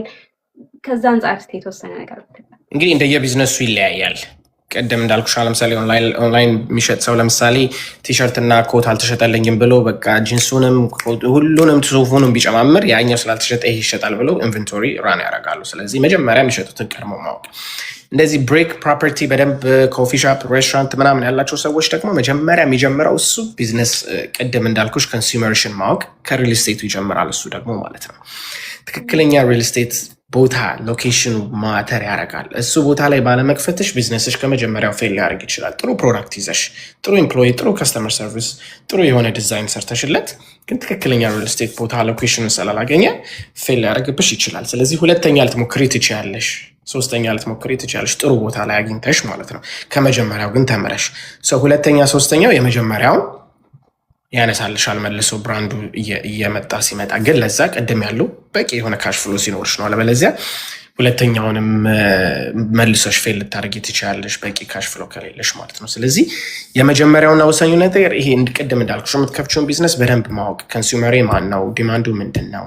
ሪል ስቴት ከሆነ ትክክለኛ ሪል ስቴት የቱ ጋር ነው መክፈት ያለብኝ? ዴሞግራፊው ምን ይመስላል? ኤጅ ግሩፑ ማን ነው፣ ሬሱ ምን አይነት ነው፣ ኢንካማቸው እንዴት ነው፣ ትራፊኩ ምን ይመስላል የሚለውን ዳታ በደንብ ይዘሽ ከዛ እዚህ ቦታ አሪፍ ነው፣ ቪዚቢሊቲውስ እንዴት ነው፣ ኢንተርሴክሽኑ እንዴት ነው፣ አክሰስ አለው ወይ፣ ሰዎች በቀላሉ መኪናቸውን ገብተው ፓርክ ማድረግ ይችላሉ ወይ፣ እነዚህና የመሳሰሉትን ነገር በደንብ ካጠናሽና ትክክለኛ ቦታ ነው ብለሽ ስታምኚ ከከፈትሽ በኋላ እንዳሰብሽው ላይሄድ ይችላል። ግን ሁለተኛ ለመክፈት ከመጀመሪያው የተማርሽው ነገር ኖሮ ነው ብዬ አስባለሁኝ እንጂ በራሱ ዝም ብሎ ያድጋል ብለው ዝም ብሎ ይከፍታሉ ብዬ አላስብም። ያ ከሆነ ትልቅ ገንዘብ ዝም ብሎ እንደመጣል ለመቆጥረው ስላጋጠመኝ ነው። በጣም ብዙ እንትኖች ማለት ገና አንደኛው ቢዝነስ ሰስቴን ሳያደርግ ፉሊ ማለት ግሮዙ ሳይታይ ሁለተኛ ሶስተኛ ማድረግ እንትን አለ እና which I mean it doesn't make sense አሁን እንዳልከው ግን ያው they gotta start somewhere I guess እንግዲህ ለሰኖች እየተማሩ ነው ቀስ እያሉ የሚመጡት። ልክ በተለይ በተለምዶ ሌላው ትልቁ ችግር ሶሪ ያቋረጥኩሽ፣ ትልቁ ችግር ምንድን ነው? ለምሳሌ ቃሊ የሆነ ኬክ ቤት ብትከፍት እንዲህ ኬክ ለካ ያዋጣል ይልና ሌላ ቦታ የሚገርም ኬክ ቤት በቃ የሆነ ዲዛይኑ ተጨምሮ ምናምን። ይሄ ተለምዶ በጣም አለ። ላይክ አንዱ ስለከፈተ አንዱ ያዋጣል ማለት አይደለም። ያ የራሱ የሆነ ለምሳሌ ቃሊ የራሷ የሆነ ክራፍት አላት በቃ ለኬክ የተሰጣት ነገር እና ለዛ ይሆናል ያንቺ የጀመርሽው። ግን ያ ማለት ለዛኛው ሰው ኬክ ይሆንለታል ማለት አይደለም። እና ሰምታይምስ ይሄ ካፒ የምናደርጋቸው ቢዝነሶች ሁልጊዜ ይሰራሉ ማለት አይደለም። የራሳችን ፓሽን እና ለምን እንደምንጀምር ቢዝነሱን ማወቅ መቻል አለብን። ከፋይናንስ ጋር ተገናኝቶ እንደዚሁ እንግዲህ የተለያዩ ሪሶርሶች አሉ። ቅድምም እየጠቀስኳቸው ነበረ። ግራንት አለ፣ ሎን አለ፣ በጣም ብዙ የምንጠቀማቸው ነገሮች አሉ እና ብዙ ጊዜ ግን አሁን ወደኛ ኮሚኒቲ ስንመጣ ወደ ኤስቢአይ ነው ወዲያው ሰው የሚሄደው እና እስቲ ስለሱ የተወሰነ ብትለን። ኤስቢአይ ምንድን ነው? ሰው ውስጥ እንዴት ነው ያንን ሪሶርስ ማግኘት የሚችለው? ያንን ኢንፎርሜሽን ማግኘት ይችለው? ግራንት እዛ ላይ እንዴት አፕላይ ማድረግ ይችላል? ምን አይነት ሎኖችም አሉ? አዎ እንግዲህ ኤስቢአይ ማለት ስሞል ቢዝነስ እንትን ነው። ምንድነው? መንግስት የሚሰጥሽ ገንዘብ ነው። ግን ቅድም ያለውን ስትራክቸር ላላዘ ሰው ኤስቢአይም ኳሊፋይ አያደርግም። ኤልኤልሲ ለሌለው፣ ባንክ አካውንት በትክክል ለሌለው፣ ታክሱን በደንብ አትሊስት የሆነ በቂ የሆነ ታክስ ኢንካም የማያሳይ ሰው ለኤስቢአይ ሎን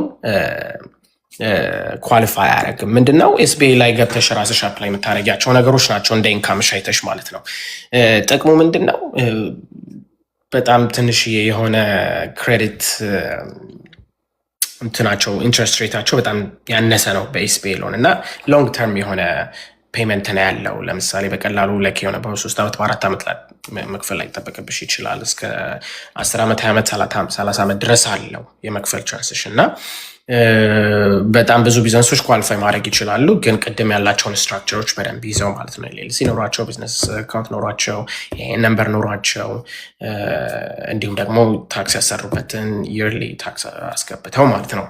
ስለዚህ ኤስቢአይ ሎን የሚጠቅመው እንደዛ ነው እና ግራንት በጣም ያው ፍሪ መኒ ነው፣ ቬሪ ሊሚትድ ነው እና ደግሞ በጣም ኮምፓቲቲቭ ነው። ለምሳሌ ግራንት ለማግኘት የምትሰሪው የቢዝነስ አይዲያ ተወዳድሮ ከሌሎች የምታሸንፊው ነገር ሲሆን ነው።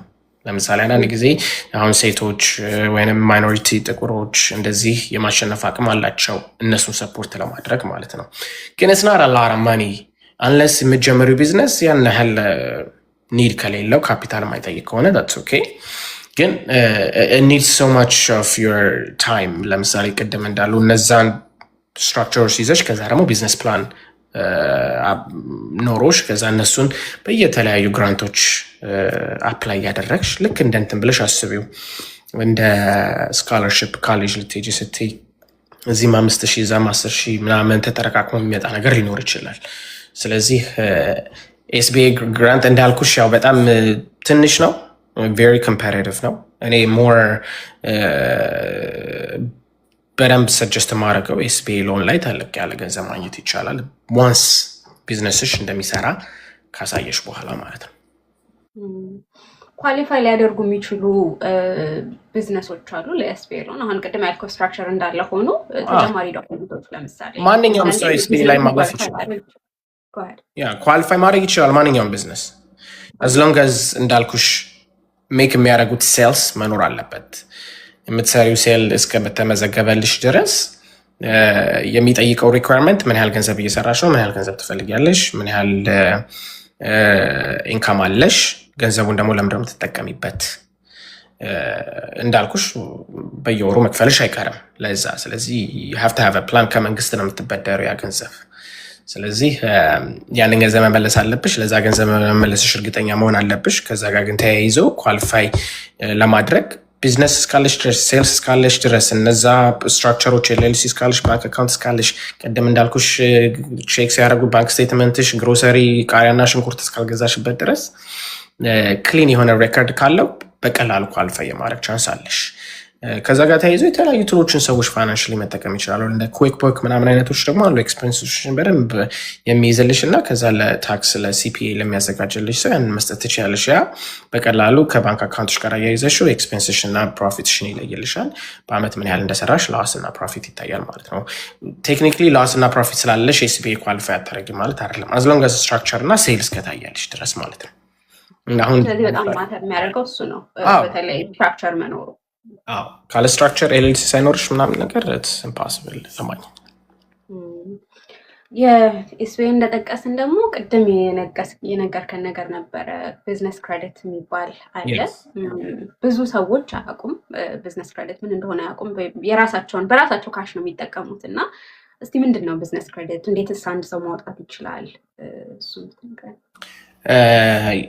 ቢዝነስ ክሬዲት እንዳልኩሽ ለምሳሌ መጀመሪያ ላይ አዲስ ለሚሆን ሰው ለምሳሌ አዲስ ለሆነ ሰው የመጀመሪያ ቀን ኤልኤልሲያቸውን ፎርም ካደረጉ በኋላ የአይን ነንበራቸውን ካወጡ በኋላ ባንክ አካውንት ሄደው ሊያወጡ ሲሉ ቢዝነስ ክሬዲት ቢዝነስ ላይን ክሬዲት ማውጣት ፈልጋለሁ ወይም እነሱም አንዳንድ ጊዜ ይጠይቃሉ ራሳቸው እና ላይን ኦፍ ክሬዲት ፈልጋለሁ ብለው ሲያወጡ ሲጠይቁ ኦኬ ብለው ልክ እንደ ፐርሰናል ክሬዲትሽ እንደምታወጪው አለ አይደለ? እሱ ኢንፎርሜሽን ነው የሚገባው።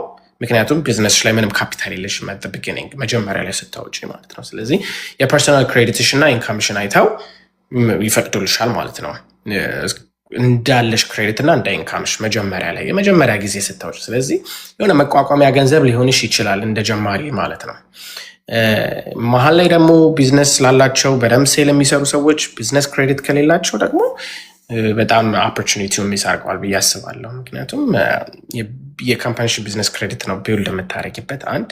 ሁለተኛ ደግሞ ቀደም ያለው ካሽ ፍሎውሽን ሊይዝልሽ ይችላል። በቢዝነስ ክሬዲት ትጠቀሚና ወሩ መጨረሻ ኢንትረስቱ ሳይመጣ ትከፍያለሽ። ስለዚህ የሆነ ካሽ እጅሽ ላይ ይቀመጣል። ስለ ሃርድ ካሽ እጅሽ ላይ ያለ ግን ኤክስፔንሶችሽን በክሬዲት ትጠቀሚዋለሽ ማለት ነው። ስለዚህ የሆነ ካሽሽን ኢንቨስት ማድረግ ካሽ ፍሎውሽን በደንብ ማንቀሳቀስ ይቻላል ኢንስተድ ኦፍ ካሽሽን ሁሉ ነገር ላይ ከመጠቀም ማለት ነው። ስለዚህ ጥቅሙ በጣም ከፍተኛ ቢዝነስ ልኖሯቸው እየሰሩ ላሉ ሰዎች ቴክን ጎ ኤኒ ባንክ ያላቸው ባንክ ላይ ቢዝነስ ክሬዲታቸውን ማውጣት ይችላሉ። ግን እስካሁን ባንኩ ይወሰናል፣ የምትመርጠው ባንክ ይወስነዋል። አሁን ቢዝነስ ክሬዲት ለማውጣት ስታስብ ስፔሲፊክ የሆኑ ባንኮች አሉ ወይ? እንደ የቢዝነሱ ይለያያል። ግን ለምሳሌ ቼዝ፣ ባንክ ኦፍ አሜሪካ፣ ካፒታል ዋን የታወቁ ናቸው። ሌላው ደግሞ አሪፍ ብዬ የማስበው የራስሽ ለምሳሌ የፐርሰናል አካውንትሽ ላይ ብዙ ዓመት የቆየሽበት ላይ ባንክ ብታወጭበትም አንዳንድ ጊዜ የሂስትሪ ስላለው በቂ የሆነ ሂስትሪ እዛ ላይ ቢውልድ ስላደረግሽ ከዛ ተነስተው በደንብ የሆነ ክሬዲት። ምክንያቱም ኢኒሽሊ ከመጀመሪያው ቢዝነስ ላይ ስታይ ፐርሰናል ክሬዲትሽ እና የምታንቀሳቀሹ ገንዘብ ታይቶ ስለሆነ የሚሰጥሽ ያለሽ ባንክ ላይ ብታወጪ ቤኔፊት ሊኖርሽ ይችላል። ኢንስቴድ ኦፍ ሰምዌር ምንም ስላንቺ ሂስትሪ የሌለው ግን በቃ ሶሻል ሴኩሪቲ እና ነምበር አስገብተው ከሚሰጥሽ ማለት ነው። ቲንክ እንግዲህ ሞስት ኦፍ ላይ እኔ ማስባቸውን ጥያቄዎች እንዳለ ጨርሻለሁኝ። ወደ አንተ ግን አሁን ሬኮመንድ ብታደርገን ወይ ደግሞ በፋይናንስ እንደ አድቫይስ ብታደርገን አዲስ ለሚጀምሩ ሰዎች 3 ሜጀር የሆኑ ነገሮችን ማሟላት አለባቸው ወይ ቢያደርጉ ብለህ ታስባለህ? ቅድም እንዳልኩት ነው የምመለሰው። መጀመሪያ ፋይንድ ዮር ፓሽን፣ ፋይንድ ዮር ስኪል። ከዛ በኋላ ያንን ስኪልሽን ፓሽንሽን ወደ ቢዝነስ መቀየር ፍላጎት በደንብ ማኖር። ከዛ ባለፈ ደግሞ ቢዝነስ ደግሞ ለመግባት እነዚህን ስትራክቸሮች መያዝ፣ ቢዝነስ ስትራክቸሮቻችንን ከመያዛችን በፊት ደግሞ በቂ የሆነ አናሊሲስ በደንብ መስራት፣ ማርኬቱ ላይ ምን አለ፣ ዲማንዱ እንዴት ነው፣ ካምፒቲሽኖቹ እነማን ናቸው፣ ይህንን ቢዝነስ ብከፍት እንደኔ አይነት ቢዝነስ የከፈቱ ሰዎች ምን ያህል ትርፋማ ናቸው፣ ወይንስ ምን ያህል ከስረዋል፣ ወይንስ ከነሱ ምን መማር እችላለሁኝ እና በቂ ቢዝነስ አድቫይዘር ጋር በመገኘት መጀመሪያ ጊዜሽን ገንዘብሽን ኢንቨስት ከማድረግሽ በፊት ያንን የምታስቢውን ነገር በደንብ አናሊሲስ በደንብ መስራት። ይሄ የሰውን ቢዝነስ ካፒ ለማድረግ ባለመሮጥ ሰዎች የተለያዩ ሰዎች ያሉትን ብቻ ሰምተው አሪፍ ነው ያምርብሃል ቀጥለው የሚለውን ይዘው ከመግባት ይልቅ ዳታ የተቀመጠውን ዳታ በደንብ ሰርች ማድረግ ማየት፣ ቢዝነስ አድቫይዘሮች ጋር በደንብ አይተው ያ ቢዝነስ ይሆናል፣ ዋጋ ከፍልበታለሁኝ፣ ይህን ያህል ገንዘብ እመድብለታለሁኝ፣ ይህን ያህል ጊዜን ይወስድብኛል፣ ይህን ያህል ጊዜን ከቤተሰቤ ከራሴ አሳልፌ ይሰጣለሁ፣ አም ዴዲኬትድ and I will be consistent on this ብለው ለራሳቸው ቃል ገብተው መጀመር መቻል አለባቸው። መውደድ አለባቸው የሚሰሩትን ነገር ማለት ነው። ብዙዎቹ እነዚህ ጋር ከራስሽ ጋር ራስሽ የምትጠይቂው ጥያቄ ነው። ሌላው በሙሉ ቅድም ያወራሁት ነገር በቀላሉ በአንድ ቀን መስራት የሚቻል እና ሁሉንም ነገር ፊገራት አድርገሽ መጀመር አይጠበቅብሽም። ዋናው ከልብ ፍላጎቱ ካለ፣ ሌላው ካምፓኒ ላይ ቅድም እንዳልኩሽ ተቀጥሮ እየሰራ ካለ ግን ካምፓኒው የእሱን ስኪል ሴት የእሱን አቅም እየተጠቀመበት ከሆነ ስታርት ቲንኪንግ ናው። ምክንያቱም ያንን ራስ ማድረግ ትችላለህ። ድፈር፣ ውጣ፣ አድርገው ወይንም አድርጊው። ምክንያቱም ላይፍ 10 years 15 years ሌበር በጣም የሚቀንስበት ጊዜ ነው ያለው። በቴክኖሎጂ በጣም ነገሮች የሚወሰዱበት ነው ያለው እና ሁሉም ካምፓኒ የራሱን ትርፍ ለማየት እና እንዴት አድርጌ ሞር ትርፋማ ሆናለሁ ሰዎችን በመቀነስ ባለመክፈል ስለሆነ ትልቁ ሜንታሊቲያቸው። ዛሬ ላይ አቅም ያላችሁ ሰዎች፣ ዛሬ ላይ ፍላጎት ያላችሁ ሰዎች እንዴት ልጀምር፣ በትንሹ እንዴት መጀመር እችላለሁ፣ ቢዝነሱ ምን ይመስላል፣ ፓርት-ታይም ማድረግ እችላለሁ ወይ፣ ግዴታ ፉል-ታይም ማቋረጥ ላይ ይጠበቅብን ይቻላል። ከዛ ኒዱ ቢዝነሱ ሲመጣ ከዛ ወደ ፉል-ታይም መሄድ ይቻላል። በቂ ገንዘብ አለን ወይ ለትንሽ ለመጀመር ፎርካስት ማድረግ፣ የሶሻል ሚዲያ ላይ በደንብ ለማስተዋወቅ ደፋር መሆን፣ ሶሻል ሚዲያ ላይ ከማስተዋወቅ ራሳችንም ደግሞ ሳንወጣ ውጭ ደግሞ ቅድም እንዳልኩሽ ከጀርባ ሰርች ኢንጂን ኦፕቲማይዜሽን፣ አድወርድ፣ ጉግል ሪቪውስ፣ ሊድ ጀነሬት ቴምፕሌቶችን እና ሶሻል ሚዲያ ኦፈር የሚያደርጉትን የተለያዩ አድ ፕላትፎርሞችን በመጠቀም የማርኬቲንግ ስትራቴጂ ቀርሞ ማውጣት እና አብሮ መስራት ይጠበቅባቸዋል ብዬ አስባለሁ። ዋናውና ትልቁ ነገር ጥያቄውን መመለስ የሚችሉት እኔ ማድረግ እችላለሁ ብለው ማመን መቻል አለባቸው። በጣም ግን አሁን ስትል እንደውም ትዝ ያለኝ በጣም ብዙ ጊዜ የምንሰማው ነገር በቃ ቢዝነስ ለመጀመር ስናስብ ያለንን ስራ አቋርጠን ቀጥታ ወደ ቢዝነሱ ነው የምንጀምረው እና ምን ትላለህ እሱ ላይ? ማለት ዝደገርቲንግ አሁን ያንን ስራ ስታቋርጥ ቀጥታ ካሽ ላይ ቆምብሃል፣ ምንም መንቀሳቀስም አትችልም እና ቢዝነሱ ደግሞ የስራ አይስራ ምንም እርግጠኛ አይደለህም ወደ አዲሱ ስትሄድ። እስቲ እሱ ላይ የተወሰነ አድቫይስ ብታደርገን። እንግዲህ እንደ ቢዝነሱ አይነት ይለያል ብዬ አስባለሁኝ። ምክንያቱም አንዳንድ የምታስበው ቢዝነሶች ያንቺን ኒድ ያንቺን ዲማንድ ላይ ፈልግ ይችላል።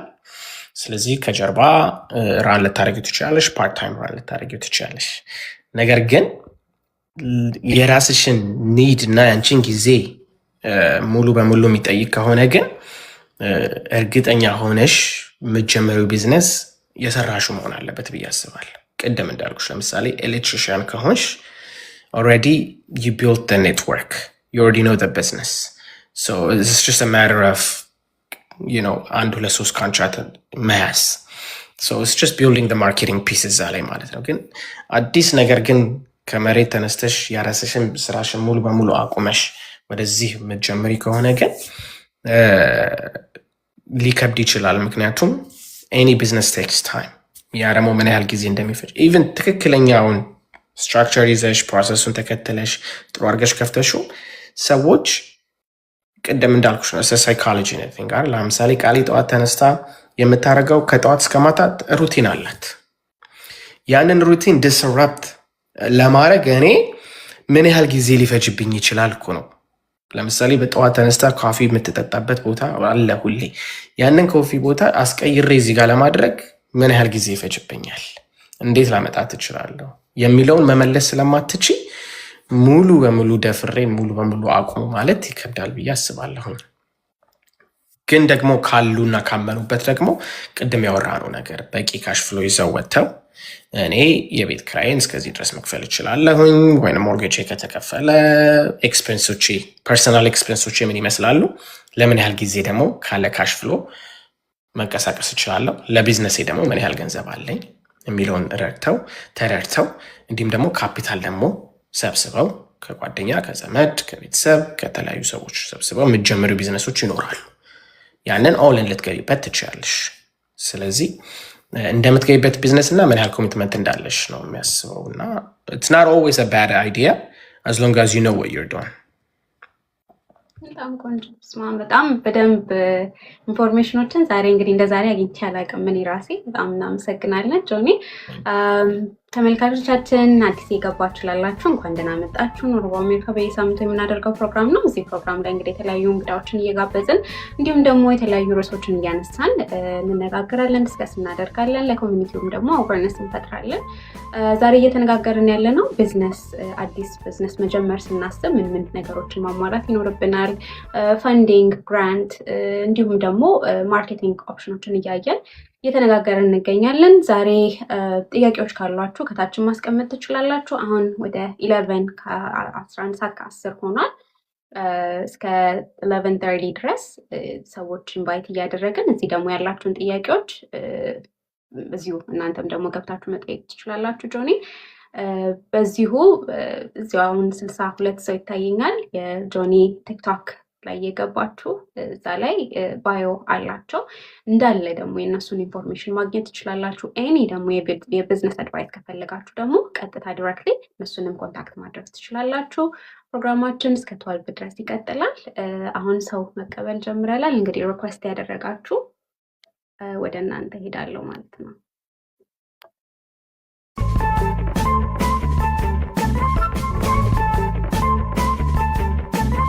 እንኳን ደህና መጣሽ። እንኳን ደህና ቆየሽኝ። ቴንኪው ለምታረጊው ነገር ቴንክ ሶ ማች። ቴንኪው ጆኒም የሰጠህን ነገር በጣም አሪፍ የሆነ ትምህርት ነው ያገኘ ነው። እኔ አንድ ሁለት ነገሮች ለመጠየቅ ፈልጌ ነበር። እንደዚህ ቢዝነስ ለመጀመር አይዲያው ይኖርና ስፔሻሊ እዚህ ሀገር ደግሞ የሆነ ይሄ የኢትዮጵያ ሜንታሊቲ ያለ በከስርስ የሚለው ነገር ፍራቻ አለ። እሱን ነገር እዚህ ሀገር እስኪ እሱን ነገር ስለሱ አንድ አድቫይስ እንድሰጠና በተጨማሪ ደግሞ እዚህ ሀገር የሆነ ቢዝነስ ለመክፈት የግድ ሎኬሽን ያስፈልገው ይሆን? ማለት ሎኬሽን እዚህ አሁን እኛ ሀገር እንደዚህ አስፋልት ዳር የሆነ ምን እንደምለው ቢዝነስ እንደዚህ አይነት ለመክፈት ያ ነገር ማንዳቶሪ ነው ወይስ የሆነ ቦታ ላይ ከተገኘ መሰራት ይችላል ብለን ታስባለህ? ስለነዚህ አድቫይስ እንሰጠኝ ነው። ቴንክ ሶ ማች። እሺ ቴንክ ዩ ሊ። የመጀመሪያው ያው ፊር ባይ ዘ ዌይ ፍርሃት ነው የራሳችን ጠላት። ባይ ዘ ዌይ ለብዙ ነገር ሰክሰስፉል ለመሆን ናት ኦንሊ ላይክ ይሄ በቢዝነስ ዓለም ውስጥ ብቻ ሳይሆን ባይ ዘ ዌይ ቅድም አስተላልፋለሁ ብዬ የረሳሁት መልእክት ምንድን ነው፣ ዛሬ ላይ ተቀጥረን ለካምፓኒ ለምንሰራም ሰዎች በተለይ እኛ ሀበሾች በጣም ትልቅ የሆነ እውቀት የስራ በጣም ዲስፕሊን ያለንን እና በምንሰራበት ስራም ራሳችንን እንዴት ከፍ ማድረግ እንችላለን። ለምሳሌ እንደምታውቁት ማንኛውም ቢዝነስ ግዴታ ቢዝነስ ኖሩ ብቻ ለምራን የሚያደርገዋል። ቀጥረው ሲኢኦ ቀጥረው የተለያዩ ኤግዜኪቲቭ ቀጥረው ነው የሚያሰሩት። እነሱ ራሳቸው ሚሊዮነር ሆነዋል ከፋውንደሩ ውጭ። እና የምትሰሩትን ስራ ለራሳችሁ ብዙ ጊዜ ጠንቅቃችሁ አውቃችሁ ራሳችሁን ከፍ ለማድረግ ሁሌ ጥረት አድርጉ። ቢዝነስ ብቻ አይደለም ሁሌ ጊዜ ሰው ልጅን ሰክሰስፉል የሚያደርገው፣ ሰክሰስ ራሳችን እንደምናወጣለት ዴፊኒሽን ስለሆነ ማለት ነው። እና እኔ የምልሽ ምንድነው ፍርሃት መጀመሪያ የምናስወግደው የምትሰሪው ነገር። አንዳንድ ጊዜ አእምሯችን የሚነግረን ቮይስ አለ፣ አትችልም፣ ልትወርቅ ትችላለህ የሚለውን። ያ ማለት ሁለት ነገር ነው ማለት ነው። በጣም ሰክሰስፉል ትሆኛለሽ ወይ ደግሞ አንቺ የምትሰሪው ስራ እርግጠኛ አይደለሽም በራስሽ ላይ ማለት ነው። ስለዚህ ለምትሰሪው ስራ ፓሽኑ ካለሽ ፍላጎቱ ካለሽ ሰክሰስፉል ማትሆኝበት ምንም ነገር የለም። ለምን? የራስሽ የሆነ ዩኒክ የሆነ የምትሸጭበት የራስሽ ሴሊንግ ፖይንት ስላለሽ ማለት ነው። ስለዚህ ፍርሃትን የምናስወግደው ደፍረን ረግጠን ስንወጣ ነው።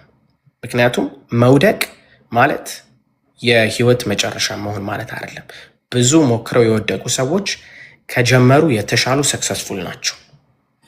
ካልጀመረ ሰው ጀምሮ የወደቀ ሰው ሰክሰስፉል ነው ለእኔ። ለምን? ብዙ ነገር ተምረው ነው ያዩበት። አትሊስት አንቺ የሆነ ነገር ስትራክቸር ተምረሽ ከስተመር እንዴት ማናገር ለምደሽ ቢዝነስ እንዴት ነው የሚሰራው ብለሽ አይተሽ ብዙ ውጣ ውረዱን አይተሽ ነው ፌል እንኳን ብታደርጊ ሰው የሚቀጥለው ላይ ለመነሳት ከዜሮ አይደለም የምትጀምሪው፣ መሀል ላይ ነሽ ያለሽ ኦልሬዲ። ስለዚህ ከኋላ ውድቀትሽ ተምረሽ የተሻለ ነገር ይዘሽ ትወጫለሽ ማለት ነው። እና ማንኛውም ሰው ሁሉም ሰው በአንዴ ተሳክቶለታል ማለት አይደለም። ብዙ ሰው ብዙ ጊዜ ወድቀው ብዙ ጊዜ ተነስቷል። ይህንን ደግሞ በጣም ሂስትሪ ብዙ ጊዜ አስተምሮናል።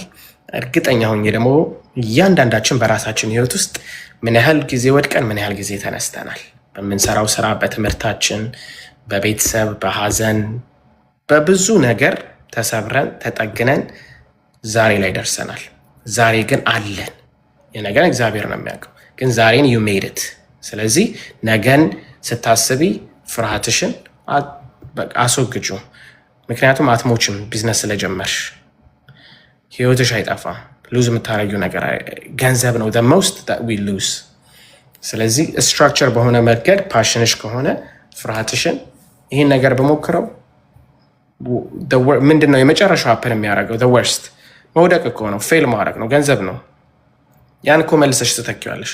ሰው እኮ ምን ያህል ቢልዲንግ ሰርቶ እኮ ይቀጠልበታል። ስንት ነገር አድርጎ እኮ ይፈርስበታል። ሰክሰስፉል ነኝ ብሎ ምንም ነገር በህይወት ላይ ጋራንቲ አይደለም። ስለዚህ ሳትፈሪ በወርቅ እነሳለሁ የሚለው ሜንታሊቲ ካደረግሽበት ትነሻለሽ። ስለዚህ ውድቀትሽን ኢትስ ኦኬ በወርቅ የሚለው ከጀመርሽ አትወድቂም። ከወደቅሽ ደግሞ መልሰሽ መነሳትሽን ታምኝበታለሽ። ሌላው ቢዝነስ ሎኬሽን ለጠየቅሽኝ እንደምትሰሪው ቢዝነስ ይለያያል። አንዳንድ ጊዜ ቅድም ያልኩት ነገር አለ። አንዳንድ ቢዝነሶች በትንሽ መጀመር ይቻላል ብያለሁ። ለምሳሌ ሬስቶራንት ከሆነ አንቺ መክፈት የፈለግሽው እርግጥ የሆነ ምን አይነት ቢዝነስ እንደሆነ ባላቅም፣ ግን ለምሳሌ ግዴታ ሬንት ተከራይተሽ አይደለ ከዛ ኤምፕሎይ ቀጥረሽ ግዴታ መሆን ላይ ይጠበቅበት ይችላል። ለምሳሌ በቀላሉ ከቤትሽ ኩክ እያደረግሽ ኬተር አደርጋለሁኝ ይህንን ምግብ ለምትፈልጉ ለልደት፣ ለሰርግ፣ ለተለያዩ በዓላት፣ ለኢቨንቶች አቀርባለሁ ብለሽ ብትጀምሪ ስንት ኤክስፔንስ አወጣሽ ማለት ነው። በጣም ብዙ ኤክስፔንስሽ ነው ወረድ ያወጣሽ። የሬንት አይጠበቅብሽም፣ ኤልኤልሲ መውጣት አይጠበቅብሽም፣ ታክስ እነዛ አይጠበቅብሽም። በቃ እውቀትሽንና ያለሽን ስኪል ሴት ብቻ ከቤትሽ ጀመርሹ። ከዛስ ያ ራሱን እየወለደ ይመጣል። ምን ማለት ነው? ዛሬ አንድ ሰው 2 ሰው 3 ሰው 4 ሰው እየደወለ ራሱ በጣም ቢዝነሱ ሲወልድ ይሄ ነገር አሁን እኮ ከፈለግሽ ወደ ትራክ ቢዝነስ ፉድ ትራክ ከፈለግሽ ደግሞ ወደ ሬስቶራንት መቀየር ትችላለሽ። ለምን? ኦልሬዲ ቢዝነስሽን ስምሽን አትርፈሽበታል። ብራንድ አይደንቲቲ አለሽ። የምትሰራው ምግብ ተብሎ ኦልሬዲ ወጥቶልሻል። ግን ቀደም እንዳወራ ነው ማንኛውም ቢዝነስ ማርኬቲንግ ይፈልጋል። ስለዚህ ኩኪንግ ስኪልሽን ማሳየት፣ የምትሰሪውን መለጠፍ፣ የምትሰሪያቸው ምግቦች ማየት፣ ሰዎች ከዛ ደግሞ ፓኬጅ እና ምናምንሽን ማዘጋጀት። እንደዚህ ነው የምሰራው ብለሽ ባስተዋወቅሽ ቁጥር ከቤትሽ ከራስሽ መጀመር ትችላለሽ ማለት ነው። ስለዚህ ሎኬሽን ምናምን ላልሽ ነገሮች ያው እንደምትሰሩ ቢዝነስ ሊለያይ ይችላል። አንዳንዱ ግዴታ ሊፈልግ ይችላል። እንደ ምሳሌ ነው ቅድም የጠቀስኩልሽ። ለምሳሌ የተለያዩ ሰዎች ከቤታቸው ሆነው የተለያዩ ነገሮች ይሸጣሉ። ግዴታ ዌብሳይት ክሬት ላይ ያደርጉ አይጠበቅባቸው። በቲክታክ እያሳዩ ቢሸጡት ሰው ያንን አይቶ እኔ ልግዛሽ ምናምን ሊል ይችላል። ፌስቡክ ማርኬት ላይ ልታውጪው ትችላለሽ። ኢቤይ ላይ ልትሰጩ ትችላለሽ። አማዞን ላይ ልትሰጩ ትችላለሽ። ስለዚህ ግዴታ በትልቁ መጀመር አይጠበቅበሽም ማለት ነው። ጥያቄሽን ከመለስኩልሽ ላይ ያ ኮሬክት። በጣም ጥሩ ትምህርት ነው የሰጠኝ። ያ መልሰዋል። ቴንክ ሶ ማች። እሺ ቴንክ ዩ ኮች ወደ አንተ ሄዳለሁኝ። እንኳን ደህና መጣ። ቴንክ ዩ እንኳን ደህና ቆያችሁ። ቴንክ ዩ በጣም አሪፍ ሀሳቦችን ሼር አድርገናል። ጀስት አሁን ደግሞ እኔ ኤክስፔሪንስ ፒኤልሲ ላይ እየሰራው ነው። ኢትዮጵያ ውስጥ ነው የምኖረው፣ ግን ሀሳቦች አሉኝ ቢዝነሶችን ለማስፋት ልክ ቢዝነሶች ውስጥ ስሰራ ብዙ ሰዎችን አገኛለሁ ባለሀብቶችን ትልቅ ባለሀብት ማለት እንትኖችን ከውጭ የሚመጡ አሉና እምነቴ ግን ፈራለሁ ሳምታይምስ ዩዚንግ እንዳያርጉኝ ማለት ነው ዜርፎር እነዚህን ሰዎች በምን አይነት መልኩ አምኜ ቢዝነሴን እኔ ጋር ያለው አይዲያዎች አሉና ለነሱ ሼር አድርጌ እንዴት መስራት እንዳለብኝ ለማወቅ ነበር እሱን ባቅ ደስ ይለኛል እሺ ቴንክ ዩ ኮች ደሳስ የሚሉ ጥያቄዎች ነው ባይተው የሚጠይቁት ይሄ ፐርሰናላይዝድ የሆነ ነገር ነውና የሰው ልጅ ትልቁ ውድቀቱ ከራሱ ነው የሚጀምረው የራሳችንን ፍርሃት አለማስወገድና ደፋር ባለመሆን እንዳንተ አይነት ደግሞ ያንተ አይነት ኬዞች ደግሞ ትክክለኛ ጥያቄዎች ናቸው ቅድም ትንሽ ነክተነዋል ለምሳሌ ከአንዳንድ ሰዎች ጋር ፓርትነርሺፕ ስንገባ ወንድሜ ነው አጎቴ ነው ዘመዴ ነው ጓደኛዬ ነው ብለን በቃል ንግግር ቢዝነስ አይጀመርም ይህንን ነገር እኛ አበሾች በጣም ማቆም መቻል አለብን ቢዝነስ ቢዝነስ እኔና ወንድሜ አሁን የኛ ሆመን ቢዝነስ እንጀምረው ታላቅ ወንድሜ ነው የስንት ታላቅ ግን ቢዝነስ ላይ ሲመጣ ምንም አይነት የወንድምነት አታችመንት የለንም ኢትስ ኦል ቢዝነስ በኮንትራክት በስም በፐርሰንቴጅ ምን ያህል ፐርሰንቴጅ አለ በጽሁፍ የተረጋገጠ በኮንትራክት ያለ ተጠያቂነት ያለበት ነው ሶ እኔ ትልቁና መመክረው አሁንም ቢሆን አበሾች ማንኛውም ሰው ጋር ፓርትነርሺፕ ለመጀመር ስንጀምር መጀመሪያ ሰውየው ማን ነው በገንዘብ ብቻ ሳይሆን በእውቀት ምን አይነት ልምድ ይዞ ነው የሚመጣው ከዛ በተጨማሪ ደግሞ ምን አይነት ቫልዩ ይጨምርልኛል ከገንዘቡ ውጭ ምክንያቱም አንዳንድ ጊዜ ብዙ የምናያቸው ልክ ቢዝነሱ መነሳት ሲጀምር እርስ በርስ የመጣላት ያለመስማማት ከዛ በኋላ ወረቀቱ ሲገላበጥ አንተ ምንም የለህም እኔ ምንም የለህም ይባላል እና ፕሊዝ በኮንትራክት ጀምሩ ኮች የጠየቅን ጥያቄ በትክክል ለመመለስ ያህል እምነቱ ከተለያዩ ሰዎች ሲመጡ ያንተን አይዲያ እንዳይሰርቁብኝ ወይንም ምን ያህል ላምናቸው እችላለሁ ነው ምንድን ነው መሰለህ አይዲያ አይሰረቅም ለምንድን ነው የማይሰረቀው ቢዝነስ አይዲያ ላይ ሳይሆን ሰክሰስፉል የሚሆነው ኤክስኪዩሽን ላይ ነው ሰክሰስፉል የምናደርገው ዛሬ ላይ እኔ የምሰራውን ቢዝነስ ነግሬያቸዋለሁ ኢትዮጵያ ውስጥ እንደዚህ ነው ኤርቢኤንቢ ነው እንደዚህ ነው አድቫይዚንግ ነው ያንን ቢዝነስ ዱፕሊኬት ማድረግ ትችላላችሁ ግን ኤክስኪዩሽኑን ዱፕሊኬት ልታደረጉት አትችሉም ስታርባክስን ኮፒ ማድረግ ቢችሉ ኖረው ስታርባክስ ዛሬ ከቢዝነስ ይወጣ ነበር አማዞንን ሰው ብዙ ሰው ሞክሮታል ግን ምን ያህል ሰው ሰክሰስፉል ሆናል ዩቱብ ለመስራት የማይጣር ሰው የለም ግን ሰክሰስፉል ሆኖለታል ስለዚህ ብራንድ አይደንቲቲው ራሱን የቻለ ነገር ስለሚኖር አንተ አይዲያ አንተን ያመንክበት የአይዲያው ባለቤት አንተ ነህ አይዲያ ግን ብቻውን ሰክሰስፉል አያደርግህም ኤክስኪዩሽን መሬት ላይ ወርዶ ምን ያህል ሰክሰስፉል አደርገዋለሁ የሚለውን ያለው አንተ ልብና አንተ ላይ ብቻ ነው ስለዚህ የፈለከውን ሰው የፈለከውን አይዲያ ብታረገው ሰክሰስፉል ይሆናል ብለህ እንዳታስብ ለምን አንተ ያሰብከውን ሐሳብ መሬት ላይ አውርደህ እንዴት አድርገህ ሰክሰስፉል እንደምታደርገው አንተ ብቻ ነው የምታውቀው ያንን ዱፕሊኬት ለማድረግ ይከብዳል ነገር ግን ከማንኛውም የዲያስፖራ ሀብታሞች መጥተው ለመናገር ወይንም አይዲያህን ስትሸጥላቸው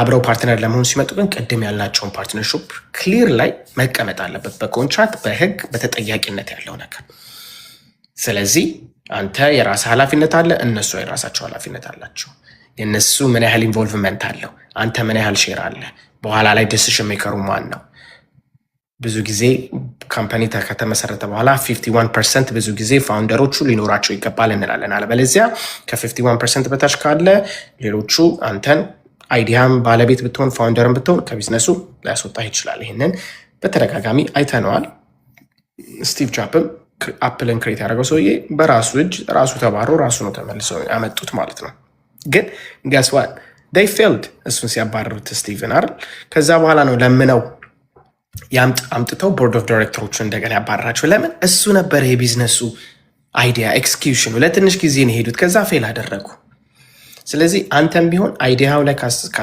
ብቻ ሳይሆን ፎከስ ማድረግ ያለብህ መሬት ላይ ወርዶ እንዴት እንደሚሰራ ስታስብ ነው ከዛ ከወረደ በኋላ ደግሞ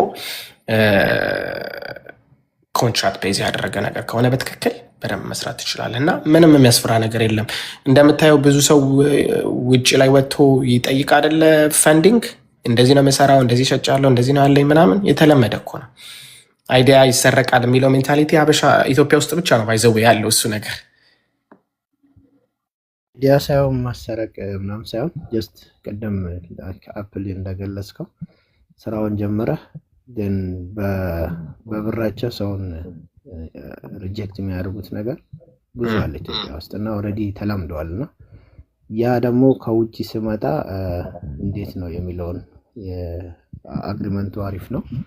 ከአግሪመንቱ ውጭ ደግሞ በብርም ራሱ ሪጀክት የሚያደርጉ አሉ። ለምሳሌ አግሪመንት ኖሮ ሁሉ ነገር ኖሮ ሄዶ ፋይልን ሁላ ቀይረው ደን ሪጀክት አድርገዋል። ይሴ ደን ላስትሊ እነዛን ሰዎች እምነታቸውን እንዴት ላገኝ ነው የኔ ጥያቄ። እሱን እኔ ልመልስልህ አልችልም።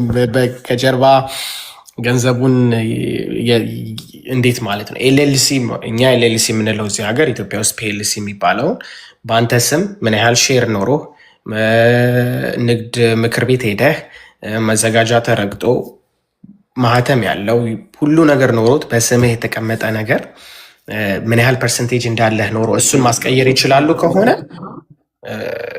ያው እንዳልኩ ኢትዮጵያ ነው፣ ምንም ልናደርገው አንችልም። ልመልስልህ አልችልም። እኔ ልመልስልህ የምችለው ደፍረህ ግባው፣ ግን በተቻለ መጠን ወረቀቱ ላይ በደንብ ማህተም ያለው የህግ ማረጋገጫ ያለው አንተ ራስህ ሄደህ ማህተም ያለው የኢትዮጵያ መንግስት የፈረመበት የአንተ ፐርሰንቴጅ ከ51% በላይ መሆኑን ማረጋገጥህን መቻል። ምክንያቱም ዲሲሽን ሜከሩ በኋላ ላይ አንተ ስለምትሆን ማለት ነው። ስለዚህ አይዲያን ስትሸጥ ቢዝነሱ ስትገባ ያንን ፍርሃት ካለ ከ51% በላይ አትስጣቸው። በደንብ እንትን አርግ፣ ኔጎሽዬት አርግ። ብዙ ገንዘብን ቢያስገቡ በገንዘባቸው ልክ ፐርሰንቴጃቸውን አትስጣቸው። የባለቤቱ አንተነህ፣ ስራውን መሬት ላይ ወርዶ የምትሰራው አንተነህ። ስለዚህ ይህን ያህል ፐርሰንቴጅ እሰጣቸዋለሁ፣ ምንም ያህል ገንዘብ ብትሰጡኝ ግን 51% ሁሉ ማድረገው እኔ ነኝ የሚለውን ካረጋገጥ፣ ያ በመንግስት ከተረጋገጠ አትሊስት ዩ ሃቭ አ ፕሩፍ አንተ የማጆሪቲ ኦነርሽፕ እንዳለ ማለት ነው። ከዛ ውጭ በጀርባ ሄደው ለሚሰሩት አሮ ነው ሀት ተያዩ።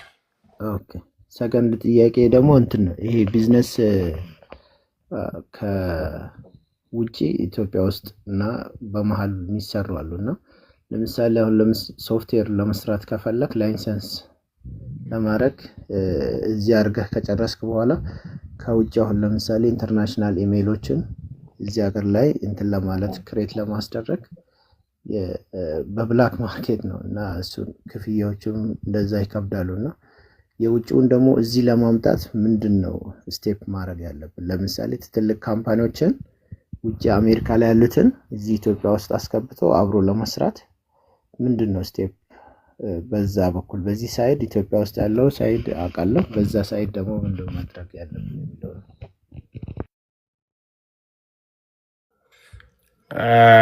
ሶሪ ስልክ ገብቶብኝ ነው። ጥያቄህን ትንሽ ግልጽ ለማድረግ ያህል ኢትዮጵያ ውስጥ የሶፍትዌር ማንኛውም የሶፍትዌር ስራ ከአሜሪካን ሀገር እንዴት ማምጣት እንችላለን፣ ከዛ ኢትዮጵያ ውስጥ ደግሞ እንዴት መስራት እንችላለን፣ እንዴት ቢዝነሱን ከአሜሪካ ወደ ኢትዮጵያ ማስመጣት እንችላለን ነው። እንግዲህ እሱ እንደዚህ የሚሰሩ 2-3 በጣም ብዙ ሰዎችን አውቃለሁ። 1-2-3 ያ አንደኛ ያው ኮኔክሽን እና ኔትወርክ ይፈልጋል እዚህ ሀገር ካለ ሰው ጋር ማለት ነው። ስለዚህ አንተ አሁን ያ ፍላጎቱ ካለ እዚህ ሀገር በራስህ ቲክቶክ ላይ እየተጠቀምክ ማድረግ የምትችላቸው የተለያዩ ማርኬቲንግ እንትኖች አሉ። የምትሰራቸውን ስራዎች አሳያቸው ቲክቶክ ላይ አይደለ? ያ ማለት ብቃትህን ስኪልህን የሚያሳይ እንደዚህ አይነት ስራዎችን ምን ያህል ስራ ሰርተሃል ሲጀምር what's your track record አይደለ? ኢንተርናሽናል ስራ እስከዛሬ ድረስ ሰርታችኋል? ካልሰራችሁ ደግሞ ኢትዮጵያ ውስጥ የሰራችሁት ስራ ወይንም የሰራው ስራ ምን ይመስላል? እሱ አንደኛ ትራክ ሪከርድ ነው። ሁለተኛ ደግሞ የምትሰራቸውን ስራዎች ደግሞ ማስተዋወቅ ብትችል ያ ምን ይጠቅማል? ሰዎች ትረስት እንዲያደርጉና እዚህ ሀገር በአንተ ባለሙያ ውስጥ በአንተ ሙያ ውስጥ ያሉ ሰዎች ጋር ኔትወርክ ለማድረግ እና አንተም ደግሞ ከኛ ጋር ፓርትነር ማድረግ የምትፈልጉ ቢዝነስ ከአሜሪካን ሀገር የተለያዩ ኮንትራክቶችን ቢድ እያደረጋችሁ መምጣት የምትፈልጉ ሰዎች ካላችሁ የሚለውን ሁለተኛ። ሶስተኛ ደግሞ ፍሪላንስ የተለያዩ ፍሪላንስ ፕሮጀክቶች አሉ አይደለ? አፕወርክ ላይ እንደዚህ አይነትም ስራ ፕሮጀክት ላይ ደግሞ እሱንም ደግሞ ቢድ ማድረግ መቻል አሜሪካን ሀገር ላሉ ስራዎች ፕሮጀክቶችን ስፔሲፊክሊ በደንብ ቢድ ማድረግ እሱ ላይ ማለት ነው። እና የምመክርህ ምንድነው መጀመሪያ የሰራኸውን ስራ በደንብ ማሳየትና ትረስት ማድረግ አለብህ። ምክንያቱም ገንዘቡ ለማምጣት ሲሆን ስራውን መስራት መቻል ማረጋገጥ ነው። ከዛ ውጭ የተለያዩ ፍሪላንስ ስራዎች ይጠቅሙሃል። የሰራቸውን ስራዎች አስተዋውቃቸው። በደንብ ኔትወርክ ለማድረግ ሞክር። ቲክታክ ላይ የተለያዩ ሶሻል ሚዲያ ላይ እንደዛ ነው ቢልድ ማድረግ የምችለው። ቴንክዩ። አድቫይስ ብፈልግ እንዴት ነው ሊንክ ማድረግ የምችለው ከአንተ ጋር? በውስጥ መስመር መላክ ትችላለህ፣ ጥያቄዎችን ወይም የምትፈልጋቸው ነገሮች ካሉ። አመሰግናለሁ። ለሌላ ሰው ልስጥ። እሺ፣ ሰዓታችንም እየደረሰ ነው። በተቻለ መጠን አንዳንድ ጥያቄ እንጠይቅ ሁላችንም። ወደ ኤስኤስቢ ሂድ። እሺ፣ በጣም አመሰግናለሁ። ቴንኪዩ።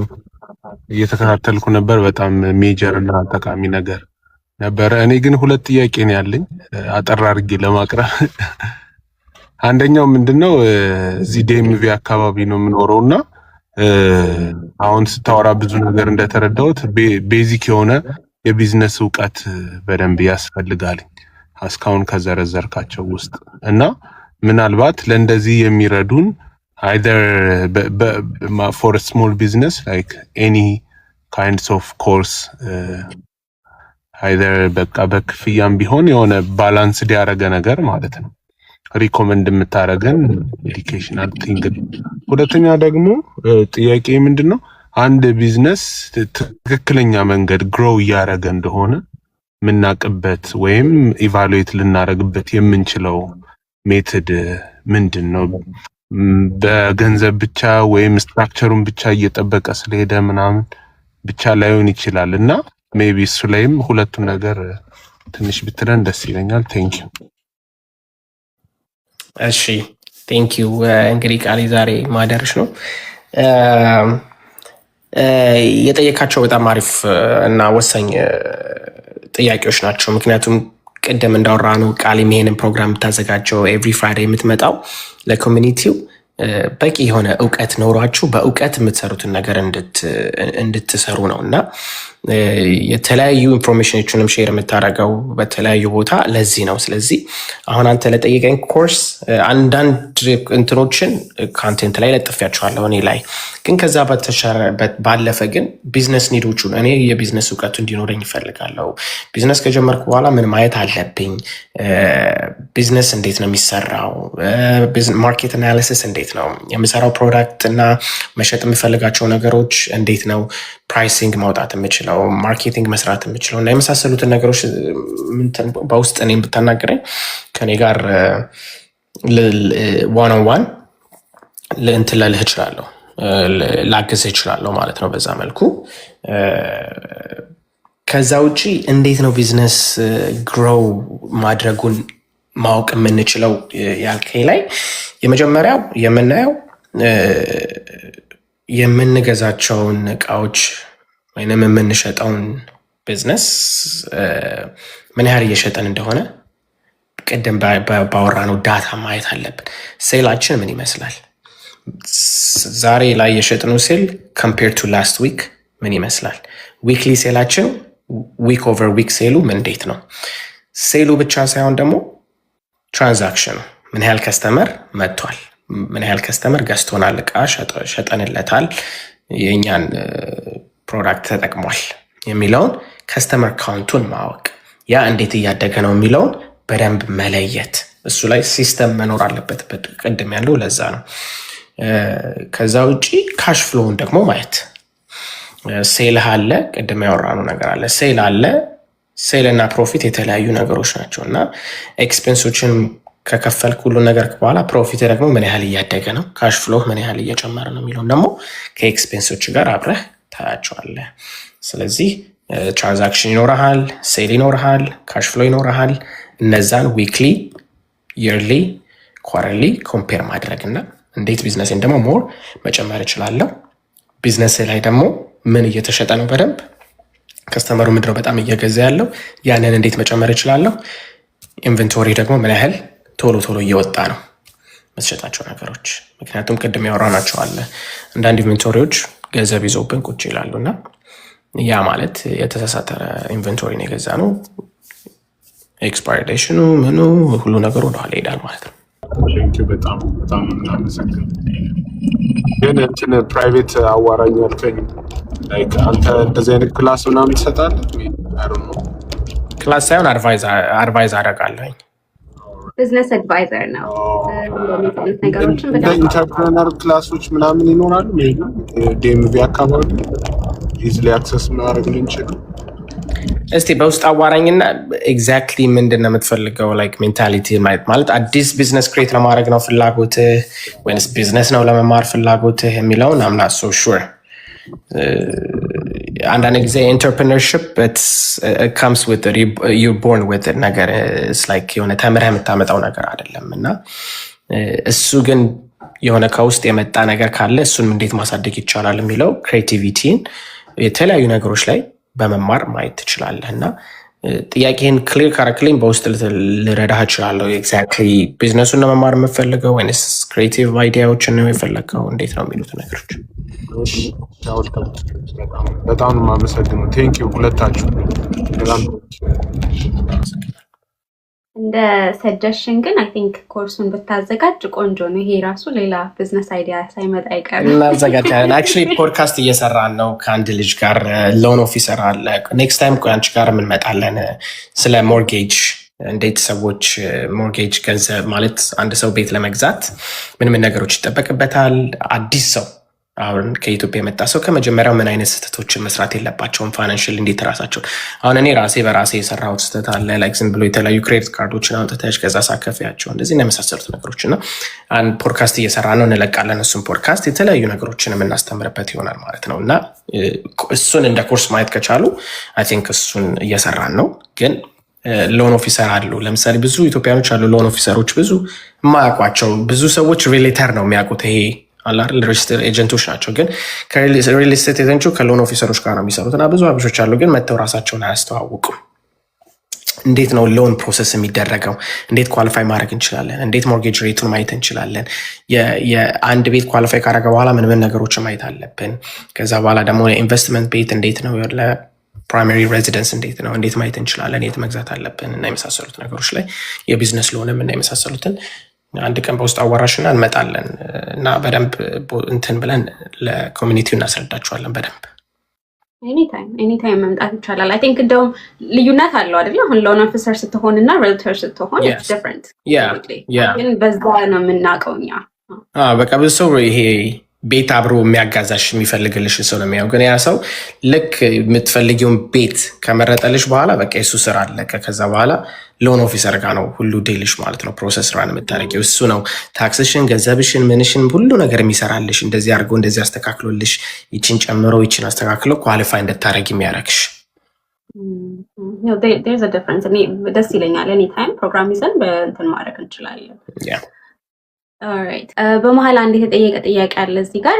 ሰላም ተደጋጋሚ እቃዎችን ከሌላ ሀገር ብናመጣ እና ለሚፈልጉ ሰዎች ብናቀርብ ስለ ፕሮዳክቱ ግዴታ ካመጣንበት ሀገር ለምሳሌ ከኢትዮጵያ ቢሆን ፕሮዳክቱ ያስገባንበት ወረቀት ይጠይቁናል ወይ? የኢምፖርት ኤክስፖርት ላይሰንስ ያላቸው ሰዎች በራሳቸው እንዴት ማምጣት እንደሚችሉ ሎስት፣ ግን ግዴታ ታክስ መክፈል አለባቸው። ቀረጥ ያስከፍሏቸዋል። ስለዚህ እንደ እቃው መጠንና እንደ እቃው ብዛት ቀረጥ ይከፍላሉ። በዛ ላይ ኢምፖርት ኤክስፖርት ላይሰንስ ሊኖራቸው ይችላል፣ ያስገባል። ከሌላቸው ደግሞ ኢምፖርት ኤክስፖርት ላይሰንስ ያላቸው ሰዎች እነሱ ሊያመጡላቸው ይችላሉ እቃውን ማለት ነው። ግን ፕሮዳክት ሪሰርች መስራት አለባቸው። የስ ምክንያቱም የምታመጪው እቃ ለምሳሌ ከቻይና ብዙ እቃዎች ይሸጣሉ፣ ግን ሬሌቫንት ሆነው ቺፐር ሞር አፎርደብል ፕራይስ ስለሆኑ ናቸው። ግን ያ ምን ያህል ትሬንዲ ነው ወይ አሁን ላይ የሚሸጠው እቃ ከረንትሊ ምን ያህል ሊሸጥልኝ ይችላል የሚለውን ከረንት ማርኬት አናሊሲሱን ከሰሩ እንደሚያመጡት የእቃ ብዛት ይቻላል እንጂ አሁን ቲክታክ ላይ ኦርደር የምታደርጊው ከቻይና ነው ሽፕ የሚደረገው። እንደምታመጡት እቃ ብዛት ይለያያል። ግን ብዛት ካለው ያው ላይሰንስ እና ወይንም ላይሰንስ ባላቸው ሰዎች ይመጣል ታክስ መከፈል። አሻሻጡም ይለያያል እንደ ፕሮዳክቱ አይነት ማለት ነው። ማለት እዚያ ኦንላይን ላይ መሸጥ ይችላሉ። አሁን እቃውን ካስገቡት በኋላ የራሳቸው ኦንላይን ቢዝነስ ከሆነ ያላቸው ኦንላይን ላይ መሸጥ ይችላሉ። አማዞን ላይ መምጠት ይችላሉ። ለምሳሌ አሁን አማዞን ላይ ወይንም ኢቤይ ላይ እኮ ከቻይና ገዝተሽ አሊባባ ላይ ቀጥታ ወደ አማዞን ይልኩልሻል ማለት ነው። ወደ አማዞን ዌርሃውስ ይልኩልሻል ከአሊባባ ቀጥታ ማለት ነው። ከዛ አማዞን ደግሞ ባንቺ ሻፕ እንትን ውስጥ ይሸጥልሻል ማለት ነው። ይችላሉ። ቀጥታ እንደሚገዙት እቃ ብዛት ነው ማተር የሚያደርገው። በጣም ቆንጆ። የመጨረሻ ጥያቄ do you need LLC for virtual business የሚል ቅድም የተጠየቀ ጥያቄ ነበረ። Do you need LLC for virtual business? Like, I think the term virtual matters. They define እንደሚያደርጉት ለምሳሌ ፌስቡክ ላይ ማርኬት ፕሌስ ላይ ለመሸጥ ከሆነ they don't need it። ወይንም ደግሞ የማንኛውም ይሄ ትናንሽ የራስሽ ዌብሳይት ሰርተሽ ሻፕፊ ላይ ምናምን ነገር መስራትም ትችያለሽ። ግን አይ ቲንክ የቢዝነሱ ዓላማ ምንድን ነው? ያ ሰው ላይክ እንደ ሳይድ ጊግ ነው የሚያየው ያንን ቢዝነስ ወይንስ እያሳደገ ትልቅ ቦታ ደረጃ መድረስ የሚመጣውን ካሽ ፍሎ ለብቻ ቢዝነስ ባንኪንግ ይዞ እሱ እያደገለት ከዛ ሎን ቢዝነስ ክሬዲት ምናምን የመሳሰሉትን ለማሳደግ ከሆነ ነው እኮ ኤልኤልሲ ፎርም ማድረግ የሚጠበቅብን እንጂ ግዴታ ከሆኑ አይደለም።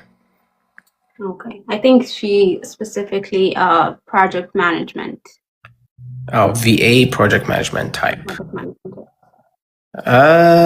Like ምን አይነት ፕሮጀክት ማኔጅመንት is it like የሆነ ቢድ አርገሽ ትልቅ አካውንት ነው አካውንቱ like ምን ያህል ገቢ አለው እንደ ገቢ ኮንትራክተሮች ለምሳሌ አሁን የተለያዩ አሁን አፕወርክ ላይ ለምሳሌ ቢደርገ የምታገኛቸው እንትኖች ይኖራሉ እና እሱ አሁን ኤልኤልሲ ክሬት ተደርጎ በስንት እንደ ቢዝነስ መሰረት ያለባቸው አይጠበቅብሽም። እሱ ፍሪላንስ ነው የሚባለው። ስለዚህ መጀመሪያ ገንዘቡ የሚገባው ላንቺ አይደለም፣ ለአፕወርክ ነው ገንዘቡ የሚገባው። አፕወርክ ነው ላንቺ ከዛ በኋላ የሚከፍልሽ። አሁን እኛ ቢዝነስ የምናወራው ቀጥታ ገንዘቡ ላንቺ ሲገባልሽ ነው ማተር የሚያደርገው። ስለዚህ መንግስትም የተለያዩ ትራንዛክሽኖች ሲገቡልሽ ይሄ ገንዘቦች ከየት ነው የመጡት መባሉ አይቀርም። ብዙ ትራንዛክሽን ባለሽ ቁጥር ደግሞ ወደ ፍራድ እና መኒ ላውንደሪ ነገር ይመጣብሻል። ማንኛውም ሰው ከተለያየ ዓለም ዝም ብሎ 20 ብር 30 ብር 50 ብር 100 ብር እየገባብሽ ከሆነ ወደ ፐርሰናል አካውንት that's not a proper business ማለት ነው። ታክስም ደግሞ እየከፈልሽበት አይደለም ነገር። Yeah, contract small business I highly advise you to have LLC በደንብ። ምክንያቱም የምታስገቢው ቫልዩም ከፍተኛ ገንዘብ ሊሆን ስለሚችል እነዛን ገንዘቦች ተጠያቂነት ላለመሆንና እንዲሁም ደግሞ ቢዝነስሽን ለማሳደግ ይጠቅምሻል። ገንዘቡ ቀጥታ አንቺ ላይ የሚመጣ ከሆነ ግን ገንዘቡ ሌላ ሰው ከፍሎሽ ለምሳሌ ያገኘሽው ፕሮጀክት የ30 ሺህ ብር ፕሮጀክት ሆኖ ግን there is a middle person አንቺ እንደ ሚድል ፐርሰን ከሆነች ገንዘቡ 30 ሺህ ብሩ ለዛ ሰው ገብቶ የአንቺን ብቻ የሆነ 2 ሺህ ብር 1 ሺህ ብር እየከፈለች ከሆነ ያ ካምፓኒ ነው ለአንቺ 1099 የሚጽፍልሽ። ስለዚህ ብዙ ኮንትራክተሮች 1099 ናቸው። የሆነ ካምፓኒ ይጽፍላቸዋል ይህን ያህል ገንዘብ ከኔ ጋር በመሆን ሰርቷል ይህን ያህል ከፍየዋለሁ ብለው ማለት ነው። ለምሳሌ ኡበር የሚሰሩ ሰዎች ኡበር አሁን ገንዘብ ጠቅላላ ከስተመር የሚሰሩ ሰዎች እኮ ቀጥታ ገንዘቡ ለድራይቨሩ አይገባለትም። ገንዘቡ አይደለ መጀመሪያ ለኡበር ነው የሚገባለት። ኡበር ነው የሰራሽውን የሚከፍልልሽ። ከዛ ኡበር አደ እንደተየር ምን ይልክልሻል? 1099 ይልክልሻል። ለምን ይህን ያህል ገንዘብ በእኔ ላይ ገብቷል፣ እኔን ግን ይህን ያህል ቆርጬ ለድራይቨሩ ይህን ያህል ሰጥቼዋለሁ። ለዚህ ኤክስፔንስ ሆኖ ይጣፋል ማለት ነው። ለምሳሌ 1 ሺህ ብር ከሆነ ለኡበር የገባለት ኡበር ደግሞ ለድራይቨሩ 500 ብር ከሆነ የከፈለው 1 ሺህ ብር ያሳያል እንደ ሴል፣ ነገር ግን 500 ብሩ እንደ ኤክስፔንስ ይሆናል ማለት ነው ከፍየዋለሁ ብሎ ያዘ ሰው። ስለዚህ እንደምንሰራው ፕሮጀክት ይለያያል። 1099 ከሆነ ሌላ ሰው ከሆነ ገንዘቡ እኛ ላይ ዳይሬክት የማይመጣ ከሆነ you may not have a bigger problem because በ1099 ታልፊዋለሽ እንደ ኢንካም ነው የሚቆጠረው። ስለ ክሬዲት ስታድ መስራት ያለብን ነገሮችን ነግረን ክሬዲት እያወራን አይደለም። I don't know if you want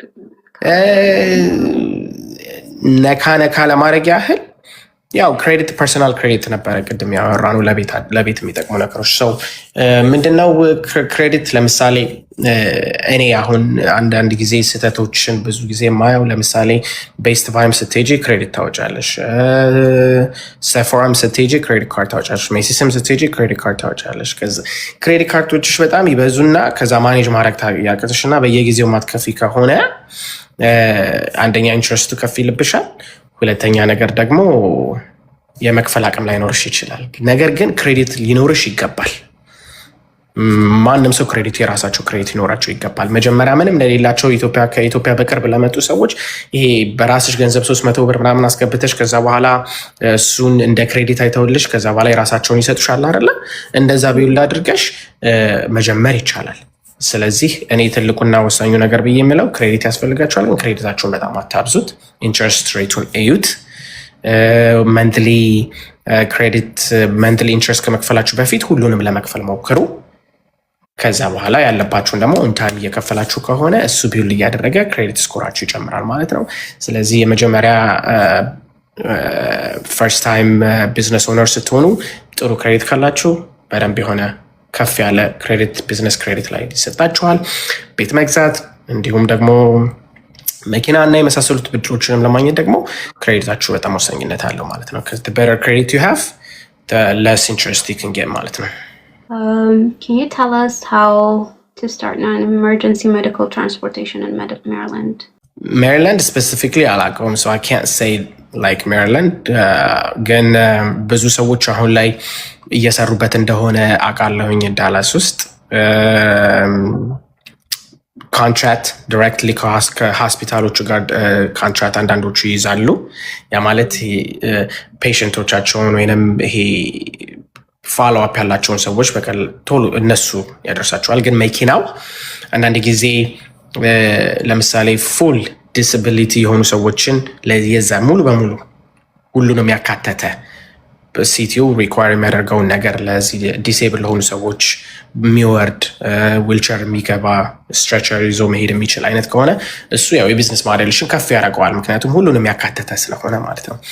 ነገር ግን ደግሞ እሱን ያላካተተ ከሆነ ቢዝነስሽን ይቀንስብሻል። ግን በጣም ቤስት ዌይ ዳይሬክትሊ ኮንታክት ማድረግ፣ ኮንትራክት ቢድ ማድረግ ሆስፒታሎቹ የሚያወጡትን። ካልሆነ ደግሞ እንደ መጀመሪያ አይ ቲንክ አሉ ላይክ ይሄ ብሮከሮች ልክ እንደ ትራክ ማለት ነው።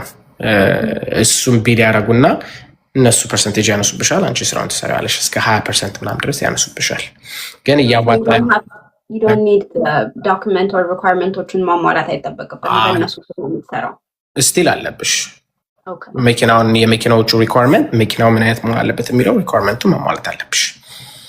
It's just a matter of ፕሮፊትሽን ከፍ እና ዝቅ ለማድረግ እና ምን ያህል አይነት ሰዎችን ሙሉን ያካተተ ሙሉ ዲሴብል የሆነ ሰው ቨርሰስ ሲኒየር የሆነ ሰው ለሆስፒታል ማመላለስ የሚለው ነገር ላይ ነው ልዩነቱ እንጂ ትችያለሽ። ኦልራይት ዩ ጋይስ አዲስ የገባችሁ ላላችሁ እንኳን ደህና መጣችሁ። ሮብ አሜሪካ በየሳምንቱ የምናደርገው ፕሮግራም ነው። እዚህ ፕሮግራም ላይ እንግዲህ የተለያዩ እንግዳዎችን እየጋበዝን ወደ እናንተ እናቀርብላችኋለን። ዛሬ እየተነጋገርን የነበረው ስለ ቢዝነስ እና ግራንት ፋንድስ እንዲሁም ደግሞ ሎኖችን እየተነጋገርን ነበረ። ብዙ ነጥቦችን አንስተናል።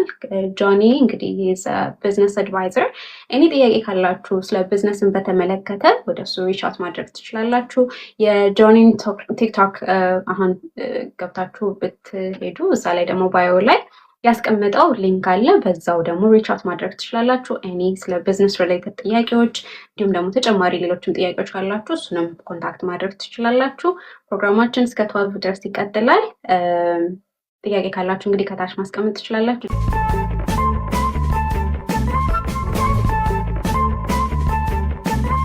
ዛሬ ጆኒ በጣም ብዙ ኢንፎርሜሽኖችን ሲነግረን ነበረ ከራሱ ኤክስፒሪየንስ በመነሳት እንዲሁም ደግሞ እሱንም ስለራሱን ቢዝነስ የተወሰነ አካፍሎናል።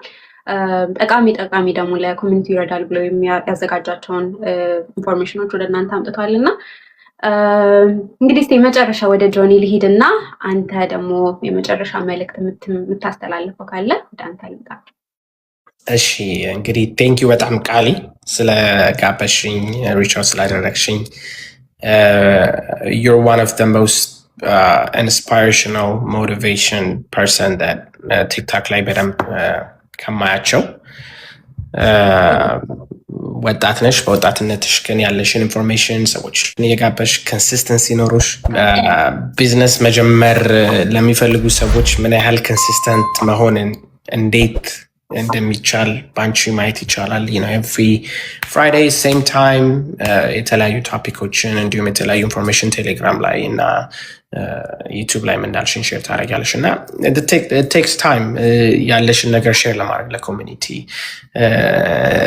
ተከፍሎሽ ወይም አንቺ የምታገኝበት ኤክስትራ ገንዘብ ኖሮሽ አይደለም ይህንን የምታደርጊው። ግን ከሚያዩት 100 ሰው የሚሆን ቪዲዮንም ፖስት ከምታደርጊያቸው ሰዎች 1 እስከ 10 እስከ 5 ሰው የህይወት ይቀይራል። የሆነ ሰውን የሆነ ቦታ ላይ ያለውን ሰው ጥያቄ ይመልሳል ብለሽ ሳትሰለቺ የተለያዩ ሰዎችን ባህሪ ጥያቄ እና ትዕግስት ኖሮሽ በማዘጋጀትሽ በጣም ልትደነቂ ይገባል።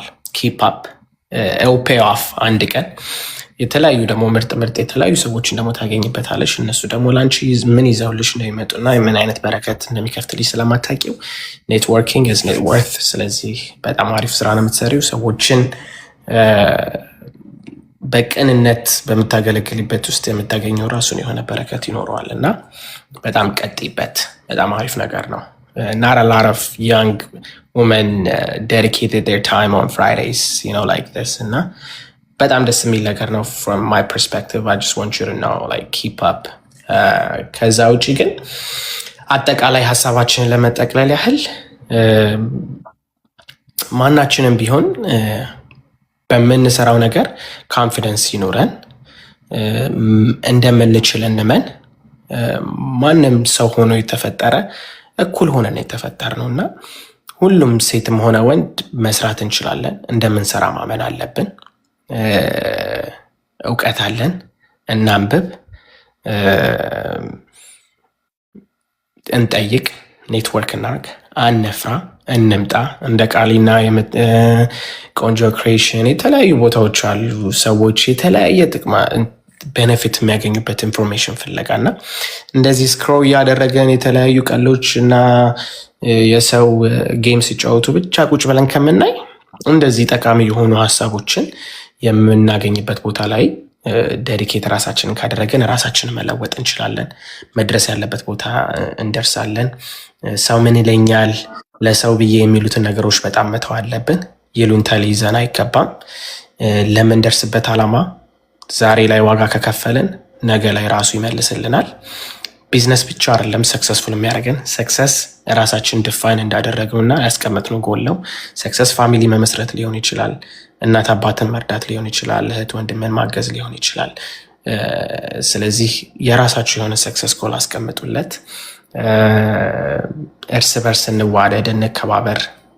ለሰዎች እድገት እኛ ምክንያት መሆን ትልቅ ነገር ነው፣ እንቅፋት ከመሆን ይልቅ እና ሰዎችን እናበረታታ። ቢዝነስ መጀመር በጣም ቀላል ነገር አይደለም፣ ግን ደግሞ የማይቻልም አይደለም። ስለዚህ ፓሽናችንን እንፈልግ። ፓሽናችንን ለማናቅ ሰዎች፣ ፓሽን ደግሞ ላለን ለምንፈራ ሰዎች ደግሞ ውድቀት የመጨረሻ አይደለም። መውደቅ ማለት አንነሳም ማለት አይደለም። ከውድቀታችን ደግሞ ተምረን የተሻለ ቦታ ስለምንደርስ ማለት ነው። ስለዚህ እነዚህ ደግሞ በጣም ሂስትሪ ብዙ አስተምሮናል፣ አልበርት አንስታይንንም ጨምሮ። ስለዚህ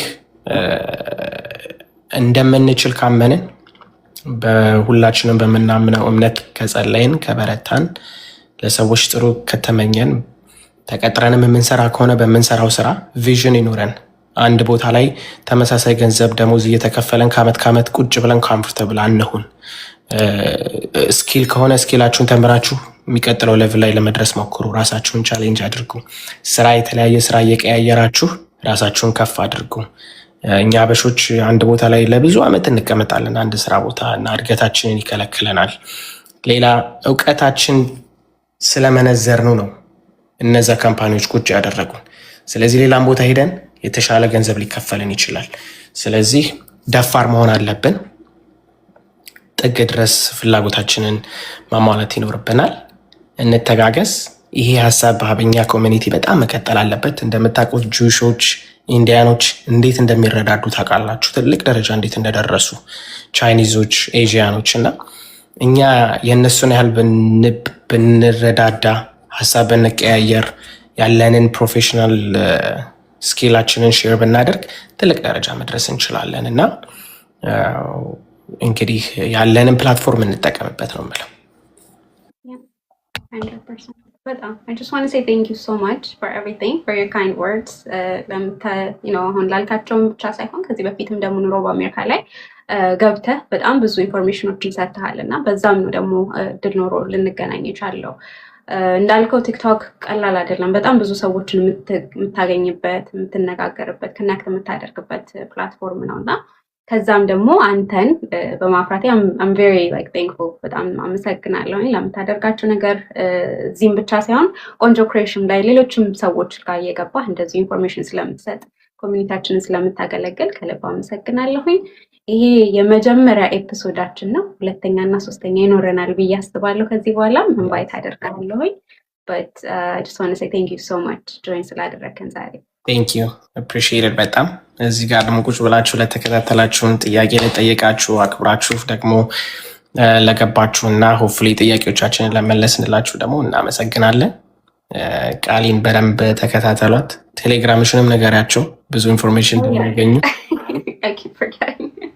አይ ኖ ማርኬቲንግ አሁን እያለን እኔው ማርኬቲንግ ላይ ስሰንፍ ደስ ይላል። ቴንክ ዩ ያ አዲስ የገባችሁ ላላችሁ እንኳን ደህና መጣችሁ። ኑሮ በአሜሪካ እንግዲህ በየሳምንቱ የምናደርገው ፕሮግራም ነው። በእርግጥ ፕሮግራማችንን አሁን እንጨርስ 1 ደቂቃ ነው የቀረን፣ ግን የገባችሁ የተለያየ ዩቲዩብ ቻናልም አለ፣ ቴሌግራምም አለ፣ እንዲሁም ኢንስታግራም፣ ቲክቶክ በየቻናሉ ፎሎ እንድታደርጉ ከዚህም በላይ ደግሞ ያው ኢንፎርሜሽኖችን በየሳምንቱ እናመጣለን ኑሮ በአሜሪካ ላይ። እንደዚህ ደግሞ ዛሬ እንደጋበዝ ነው ጆኒ የቢዝነስ አድቫይዘር የተለያየ ቶፒኮችን እያነሳን ገዝቶችን እየጋበዝን ዲስከሽኖችን እናደርጋለን እና ጆይን አድርጉ፣ ቴሌግራማችንን ጆይን አድርጉ። በየተለያዩ ሶሻል ሚዲያዎች ዩቲዩብ ቪዲዮዎች አሁን ዛሬ የቀረጽናቸውም አሉ። ከዛም በፊት ደግሞ የነበሩ ዩቲዩብ ቪዲዮዎች ስለሚመጡ አሁን ከመንግስቱ እንግዲህ ፖስት ይደረጋሉ። እዛ ላይ እያንዳንዱ ኢንፎርሜሽን እዛ ላይ ፖስት ስለሚደረግ አያመልጣችሁም ማለት ነው። ከዛም በመቀጠል ደግሞ ዛሬ እንግዲህ ጆኒን በጣም ልናመሰግነው ማለት ታይም ቀላል አይደለም። አሜሪካ ላይ ሁላችንም የምንሳሳለት ነገር ቢኖር ታይማችንን ነው እና ዛሬ በጣም ኦልሞስት ወደ 2 ሰዓት ነው ቁጭ ብሎ ሙሉ ኢንፎርሜሽን ሲነግረን የነበረው እና ፎሎ እያደረጋችሁ ኤኒ ጥያቄ ካላችሁ በተለይ ደግሞ ቢዝነስን በተመለከተ ወደሱ ፎሎ እያደረጋችሁ መጠየቅ ትችላላችሁ። ላለው ባዮ ላይ ደግሞ የሱ ባዮ ላይ ብትገቡ ሊንክ አለ። እንዲሁ ሙሉ የነሱ ሰርቪስ ደግሞ መጠቀም ትችላላችሁ።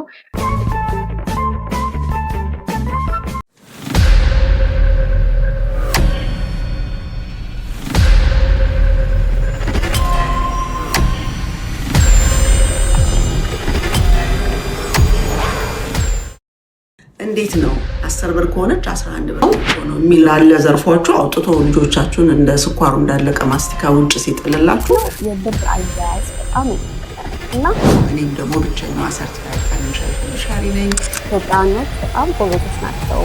ሃርድ ወርኪንግ ፒፕል ግን በጣም እንግዳ የሆኑ ያፈጠጡ ድርቅ ያሉ ሌብነቶች አሉ። እዚህ ላይ በእርግጥ ፕላቲኖችም አሉ። ግን ስራ ስሰራ የመጀመሪያ አበሻ ነበርኩ እዛ ቤት ውስጥ። ከዛ በኋላ ደግሞ በጣም ብዙ የምሰማቸው ጥያቄዎች አሉ። አሁን እንደ ኩራት በባዶ ሳይሆን ኩራት ከስራ ጋር እንደዛም ሆኖ ግን በጣም የምንቸገርበት ነገር ምንድን ነው? ችግሩ ወደዚህ መምጣት ነው እንጂ ወደዛ መመለስ አለ። ኢትዮጵያ ወደዚህ ለሚመጡ ሰዎች አዲስ የሆኑ ሰዎች እንጂ እርምጥምጥ ያለ የተለኳኮሰ ነገር ራስን እያጠፋ እንደገና ሌላውንም ሰው ሊያበላሽ የሚችል የሚሰሩት እንደኛ 2-3 ስራ የሚሰራ ማንም የለም። ላይፍ ቀላል ነው ማለት ሳይሆን ግን ሲምፕሊፋይድ አድርገን በራሳችን አቅም ልናየው የሚገባ ነገር ነው። በጣም ብዙ ያሳለፍካቸው ነገሮች አሉ። መጀመሪያ እዚህ ሀገር ሲመጡ የገቡበት ስታተስ እንዴት ነው ነው ማወቅ አለባቸው። የተለያዩ ስርቆቶች የተካሄዱት በዝና ነው እና እስቲ ወደዛ ምን እንላለን። ትልቅ ሚስ አንደርስታንዲንግ ፈጥሯል እዚህ ባለው እና እዛ ባለው ህዝብ መሀል።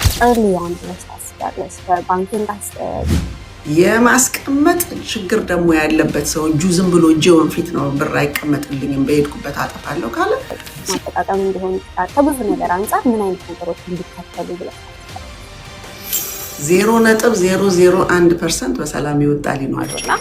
ብዙ ጊዜ ሲመጡ ወደ እዚህ ሀገር ላይ ስለዚህ በሰው ሀሳብ የሚኖርና በሙቅ ውሃ የሚታጠብ አይሰማውም ትል ነበር እናቴ ነፍሷን ይማረውና እና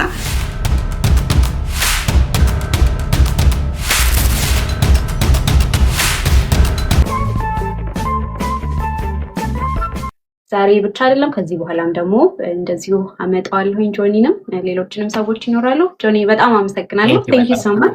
I will see you. Have a good night. Thank you everyone. Bye.